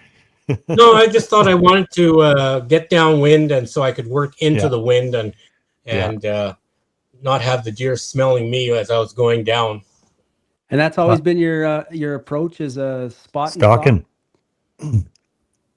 Well, like the biggest deer I ever shot, antler wise, it was on the highway north of Dryden, and we were coming back. We'd never been there before, and we just went there to escape the Americans because that was in Unit 5. There's no non-residents there. Yep. So we were just fed up because at that point, as I said, my buddy was working up at White Dog and Caribou, and he said every spot, he said, you could pull over on the highway this week. He said there was 4 or 5 and sometimes 6 vehicles, and there was trailers, and they had quads. He says there's just he says, I don't know where to go. So I said, let's go north of Dryden. I said, we'll get away from the Americans. So we went up there, and we were just kind of driving around and stopping here and there and kind of looking where there's deer. And we're going down the highway, and there's a car ahead of us about 400 meters or so. And I saw all of a sudden it stopped, and the brake lights came on. And we were on a straight stretch. And I said to Derek, I said, that guy just saw a deer. He says, what do you mean? I said, there's no reason he hit the brakes like that if it wasn't for seeing a deer. I mean, or an animal, but I'm sure it was a deer. So we pulled up, and sure enough, this deer jumps from the shoulder of the road into the forest. So he stopped the truck, and I jumped out, and I went after it, and I just thought, oh, gotta get the deer, and just went in there and looked, and I said, oh, there's all these trails and tracks. There's lots of deer sign right alongside the highway. And so I thought, well, I'll go tell Derek that might as well hunt here. So he was stopped on the edge of the highway, and I got back on the highway and started walking towards him, and I could see him in the back through the back of the truck, and he's kind of pointing. He says, "Look behind you, look behind you." So I looked behind me, and there's a deer crossing the road over to the other side. So I went over and jumped in the truck, and we went up because we knew there was a little road to the side. And he says, "What's your plan?" I says, "I'm just going to go down," and I said, "I'm going to rattle him in." I says, "He's obviously looking for, he's on the hunt for something. I'm sure he's looking for does. He's really excited." I said, "I'm going to rattle him in." So he said, "Okay." So we stopped the truck. I went out and I just kind of went into the forest about down this trail about 100, 200 meters off the highway. And then I went another 50 meters into this open patch of poplars. And I got out, put on my face mask, and I got trenched down, and I took out my rattling antlers and just started rattling. And I called and rattled, put them down. The deer came running out and I shot him. Yeah. Really? So, yeah. So that was pretty exciting. You hit him right at the right time. Yeah. So that was cool. Yeah, totally. And that worked. To rattle them in and have them come running. That's pretty exciting. Yeah, I came running right in and kind of stopped, and he looked at me, and I said, "That's the one," and boom, shot him. So nice. Is that rack handy there, Bruce? No, it's over. No, it's up on the wall in the bedroom or in the living room. What is it? A 5x5 or? No, it's a 7x6. Ooh, holy jeez, cool. Yeah, that's a great deer. Nice. But again, the tines aren't real high, but it's nice and thick, and it scored, like I say, it scores around 165, something like that. I can't remember. Oh yeah, wild. It's nice. Yeah, so many good stories, and for you to be like Jason said, your main type of hunting was stalking. There's probably no more rewarding way to whitetail hunt than to stalk a whitetail. No, that was really good. That's what we like to do. Like now, I kind of watch out of my cabin here on my own property with the decoy, and lots of nice deer come in. But often, the last couple of years, there hasn't been any. I think I shot 3. There's all in the around 135 to 145 in that range. And the last 3 years, the only deer that have come out to my decoy are little wee guys. So I haven't shot anything for the last while. There's some bigger ones around on the trail cam, but they only come in for, like, I've got a bunch of cams around, and they just kind of pass through. Like, they're here at night sometimes, but only for a day, and then they're gone. They haven't come out. They're not coming out into the open. They're change my strategy a little bit. They're searching. Hey, they're roaming. Yeah. Well, I have trails and this and that. I'll just have to maybe put up a pop-up blind or something and see if I can get them to my decoy that way. Ambush. I've got the decoy works. Decoy is a lot of fun. Oh yeah, decoys are a lot of fun. The little guys come along and they ram the decoy, and I've had them hit the decoy, and the antlers and the legs and everything just goes flying around. And then they're all stunned and they don't know what's going on, and they walk around the decoy and look, and I've had them bed down beside it. Like, did I hurt you? I have to go out and shoo them away, you know? But the big guys, they just come and have a look. But I've had some nice, 130 class, 140 class. They'll come in and they'll circle around. They'll jump over the decoy back and forth. They'll sniff its bum and they'll sniff its ears, and they'll circle around, and then they kind of wander off. They're all confused. Eh? Yeah. It's interesting. Oh yeah. So I like hunting with a decoy. It's a lot of fun. But I'm not I don't like putting out bait. I'm not into that at all. I just can't bring myself to do that. The editor for Deer and Deer Hunter magazine down in Wisconsin, he used to come up and hunt with me.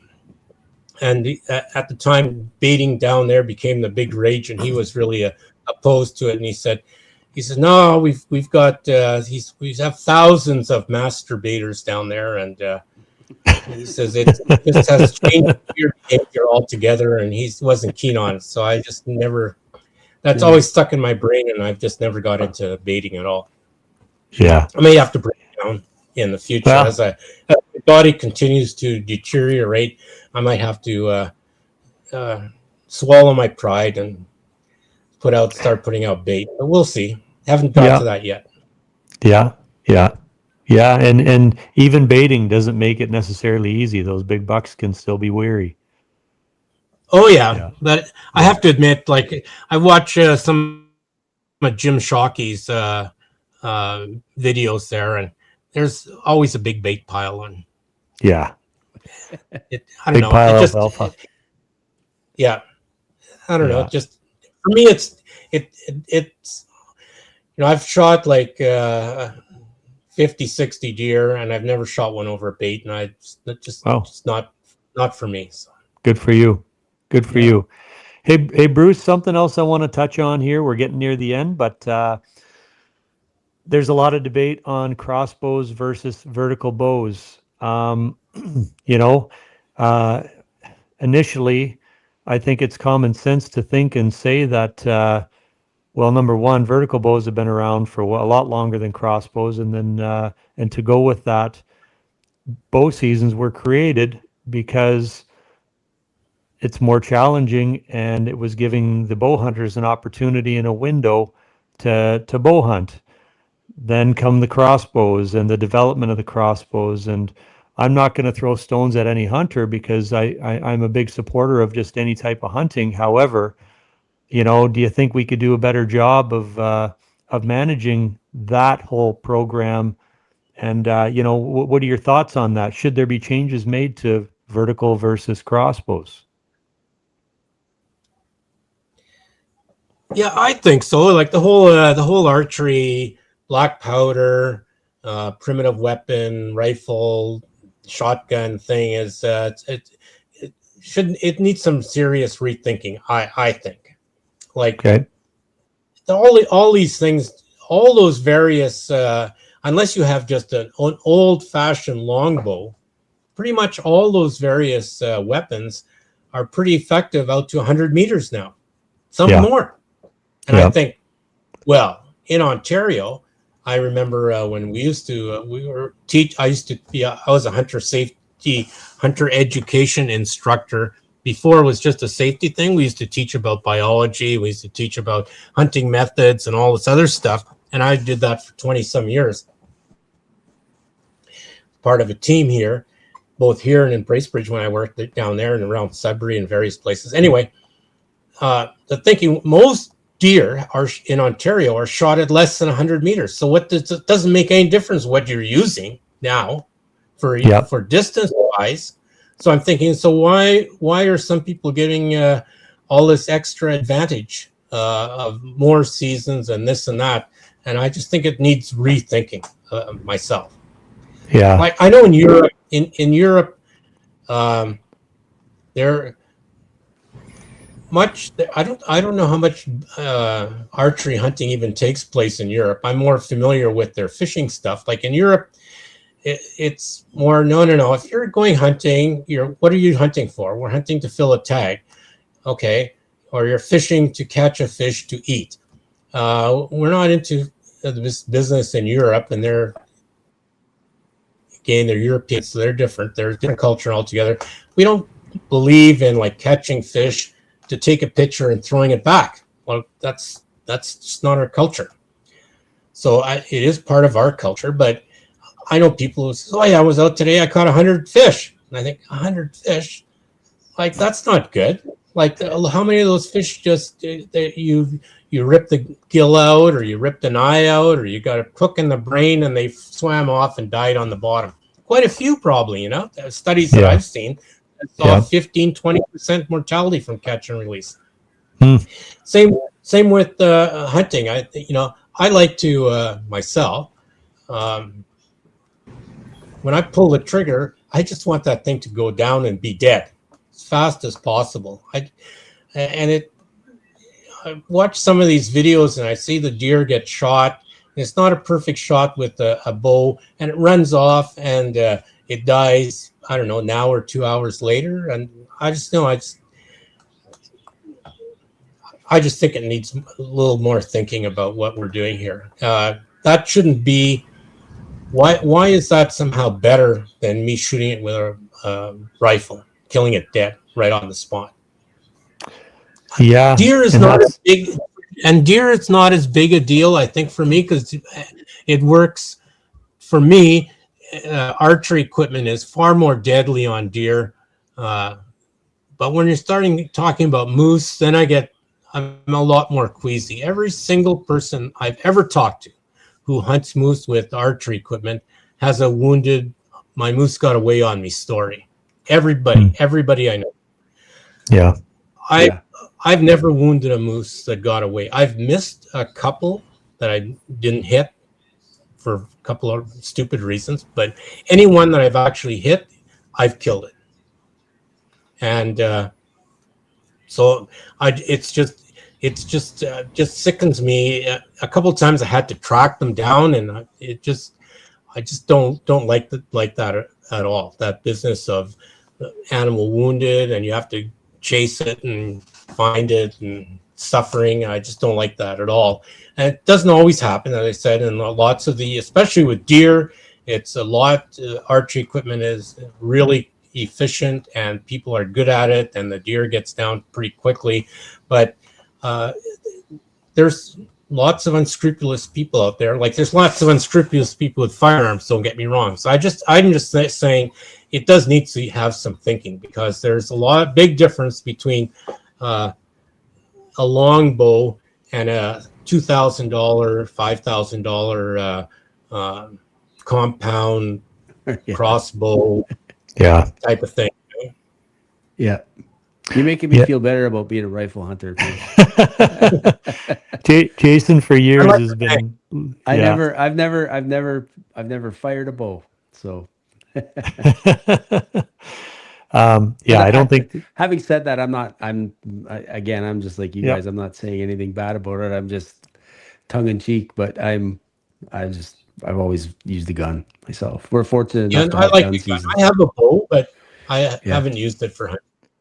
Yeah, there isn't a hunter out there that doesn't want to make an ethical kill, and but with these other seasons and opportunities, people try to go for it in different ways, and some people practice a lot more than others, and sometimes that's a discussion where people are saying, it's that discussion that people don't have or don't want to have, is how many animals out there get wounded.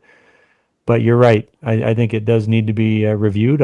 I am a bow hunter, and I do really enjoy it. I've learned a lot about hunting whitetails and moose by those close interactions, because you're forced to watch them instead of just pulling the trigger. And a lot of the times you just never shoot. So you get to that front row seat at that animal, which is pretty amazing at times.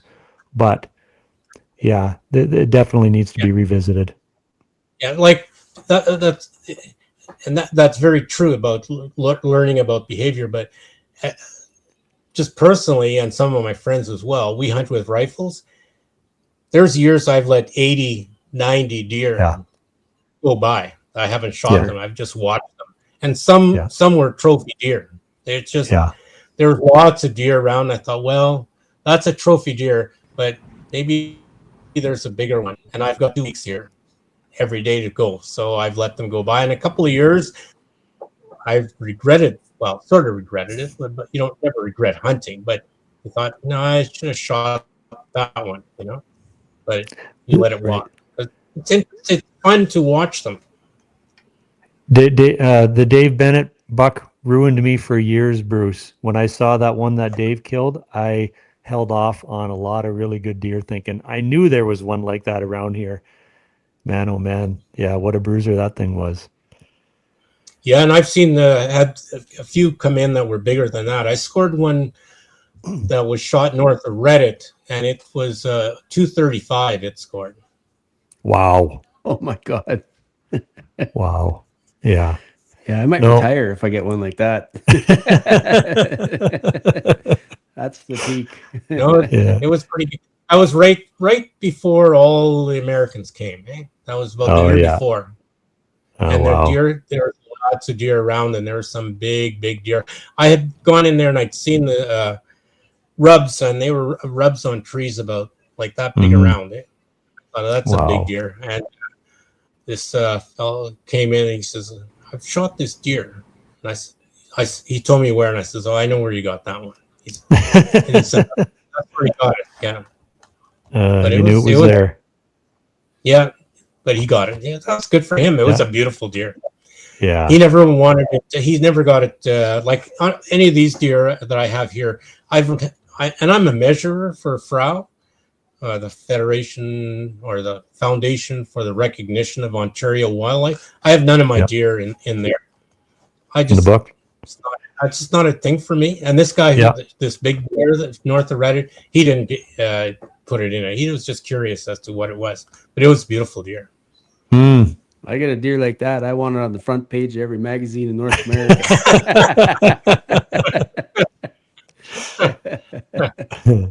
Yeah. Yeah, they're such a treat to see. I mean, they're all beautiful, but when you see those big ones come out of the needle in the haystack deer, they're pretty damn impressive. Yeah, we saw some nice ones in Saskatchewan before it went all crazy there too, but I never got a real big one in Saskatchewan. I got a couple of nice 150 class deer, but Yeah. not the real big ones. And we did see them, but it's Saskatchewan, and they'd be there out 600, 800 meters out there. Oh yeah. Jeez. Yeah. Looking at them. Oh my goodness. pull the bow back, eh? Yeah. Just kidding. Bruce, I guess, Jake, do you have anything more to add to that? No, I was just gonna comment on how great this was to talk Yeah. to Mr. Ranta. Let me do one more. Yep. So my last question, Bruce, is with our Ministry of Natural Resources, how can we do a better job for our whitetails? What can be done now? That could help a little more. That's what we're all about, is these whitetails. And do you see it? Is there any thoughts? I really have no idea. Like, I'm trying to deal with helping our elk population. Like, we've got 1,000 elk in Ontario, and I've been chair of the Elk Technical Advisory Committee for 2 or 3 years, and I'm resigning as chair because we just can't get anything done. So I'm not giving up on the committee, but I'm saying I've tried as chair. Let someone else try to see what they can do, and I still contribute and be a member of the committee. But I really don't know what to do. And we've tried a lot of things there with the elk thing, and deer are just no one's really cares right now about deer, and it doesn't seem that there's a big groundswell of people out there who are too excited by deer. Just like you're the only guy who's doing a podcast, and that tells me something, because there's not a lot of. You're down in Minnesota, you'd probably be like one of dozens of people. Yeah, this kind of thing. there's thousands of these whitetail deer podcasts in the U.S. and Yeah, unless somebody corrects us here, where we've done our digging, and we believe we're the only one in Canada. So and we're doing this because we love talking about deer, but we also want to see if there's any way we can help bringing awareness, doing different things, getting young people involved. Yeah. Talking to people back, and give back yeah. a little bit, and if this is how we can do it, okay, by sharing information, learning ourselves. And Dennis and I are lucky enough to be spread across a couple of provinces, right? And Yep. hunting in Manitoba as well. So this is maybe a first step into. Yeah, like like you're doing. If I was to suggest something, you guys are doing what sort of needs to be done. Like when I go down in the States, listening to the radio or watching TV, there's always stuff about hunting and fishing, or this weekend, and like even when I was working in the Sault Ste. Marie, just they had. Of course, there's Sault Ste. Marie, Ontario, and then there's Sault, Michigan, right across the border. Yep. I'm familiar. I went to school there, so we used to go across to to the American Yeah. side to drink. Right. Us. Or like when I went to university in Ottawa, we used to go to drink in Quebec. Yeah. Bars were all night. But anyway, in the Sioux, there's all these, soccer fields and playgrounds and high school football fields and this and that and parks. And like everywhere else, they had the big urban goose problem in the Sioux St. Marie. Well, they had that same problem over in Sioux, Michigan. But I'm there one day, and it's like early September or something, and I'm listening to the radio and says, well, everybody stay away from all these places. And they rhymed off because it's our annual weekend urban goose shoot to get rid of these pesky geese that are all over the place. And so they closed down all the parks and football fields, and they had a big shoot 'em up to reduce the population of urban geese. And I thought, man, we'd never do that in Canada. That's just not anything we ever even consider in Canada. Simple and smart. Americans are just, they are different than Canadians. They're much, well, for one, most Canadians are urban. The population percentage-wise of Canadians that live in urban centers is almost twice as high as it is in the States. And of course, the States has a lot more people, but even percentage-wise, there's a lot more of them that are urban, or rural. So they just do things. We talk about stuff, but we don't do things. Americans are doers. Yeah. Not that we don't do anything. That's interesting. I didn't know that.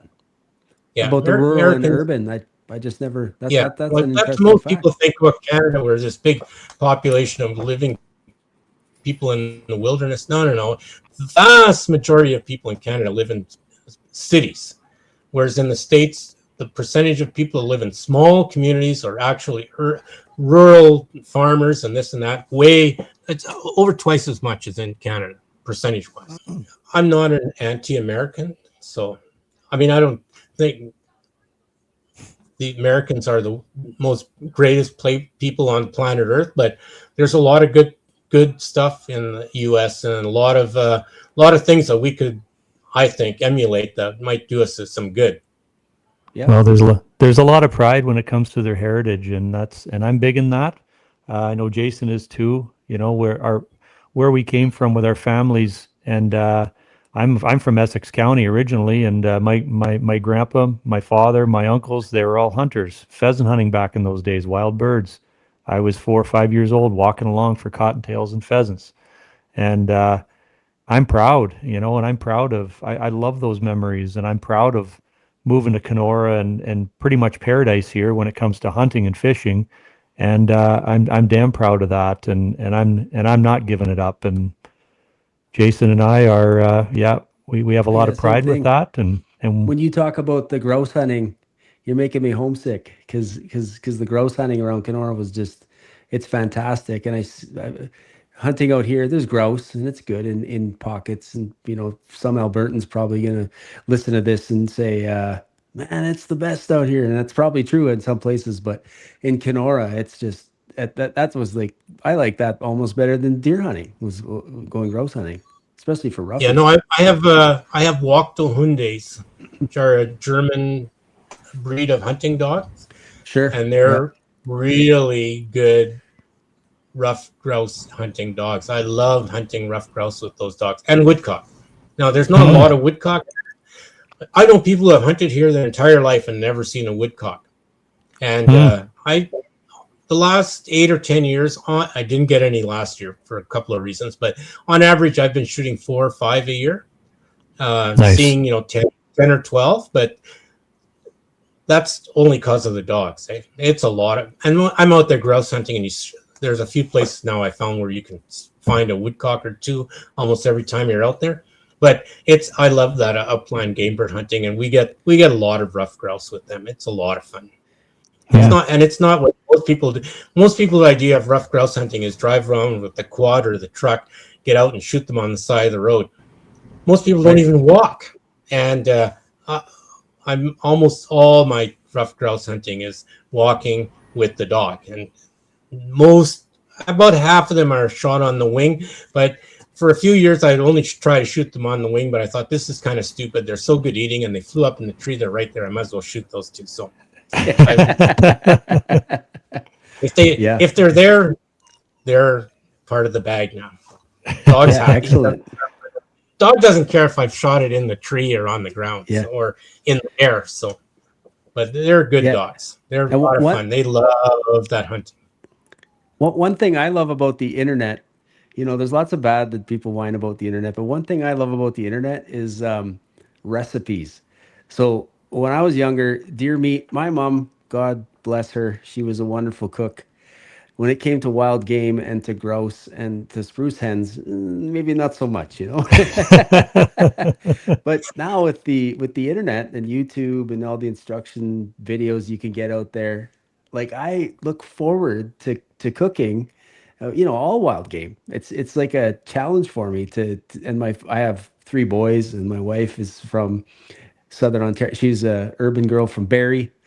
And she's Who turned loves to into a hunt now, hunter. Bruce? She loves hunting, and yeah. So it's one of the biggest highlights of the fall for me is you know, trying different recipes, and you know, even spruce grouse. You know, when I was younger, you know, they were really strong, and you know, I found even those, like I love when we see those. It's like, you don't let them go, boys. Like we want we want all the meat we can get. So that's another spruce kind of a grouse, joy. I find spruce grouse, if you up until about the middle of October, they're at least as good as a rough grouse, Is taste wise for Yeah. me. Yeah. But nice. after that, they start getting, you have to take precautions. The one that you have to really be careful of, I find, and this is from hunting out west, are those sharptails. They require some Little work. tender loving care. Yeah. Special Yeah. ingredients. I almost gave up hunting sharptails because I couldn't figure out a way to make them tasty till I did what you said and started searching on the internet and had friends do the same, and we found some recipes, and now those sharptails are just fine. Yeah. Nice. Yeah. But they require some. You just can't throw them in the frying pan or throw them on the grill. You have to look Yeah. after them. Yeah. Yeah. Yeah, it's for me, it's part of the fun. So Oh yeah, for sure. Harvesting your own game and then preparing it properly. yeah, I don't know. There's a just lot of feeling a that lot of comes with enjoyment. it that makes you feel good about yourself, and it's Yeah. healthy, Mhm. and you know. So Yeah. my boys are right into the protein, right? So they you can't get enough protein. So you know. We had perch and walleye for supper tonight. So. Oh, There you go. nice. You're making me homesick. Yeah, that's good. Well, Yeah. this certainly was a great night for me, Bruce. I looked forward to it for a while. Too bad Dennis had to cancel on us, but I understand Twice. last night. Sorry, guys. No, I understand. I see everything on Facebook there, the flooding there. Holy man. How it looks Yeah, like pretty amazing. We got a heck Jeez. of a storm. A lot of rain in a short amount of time. Yeah, that's nuts. So Well, I don't want to make light of that situation for, I'm sure, many people. It Yeah. didn't go very well with flooded No, there's basements some and whatnot. So, flooded basements. Yeah. but yeah, I look forward to speaking with you, sir, and it's been a pleasure. I really appreciate you doing this with us. So thank you very much. Nice meeting you there, Jason. All right. Bruce, Nice talking.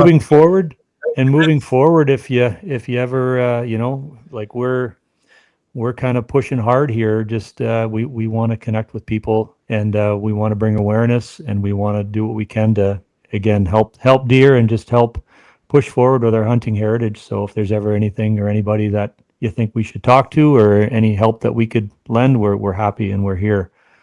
So thanks, like Jason said, Bruce, really appreciate you being a part of this, and always thought a lot of you as well. And yeah, really appreciate your time. All right. So Let's talk again. my closing comments are with whitetail hunting, guys. It's our heritage, our privilege, and our passion. And we just need to keep communicating with people and getting the young people involved, and just keep pushing. We're not going to stop. So anyway, thanks for your time. Take care. Thanks, guys. Good You too, night. Bruce. Thank you. Yeah, you bet.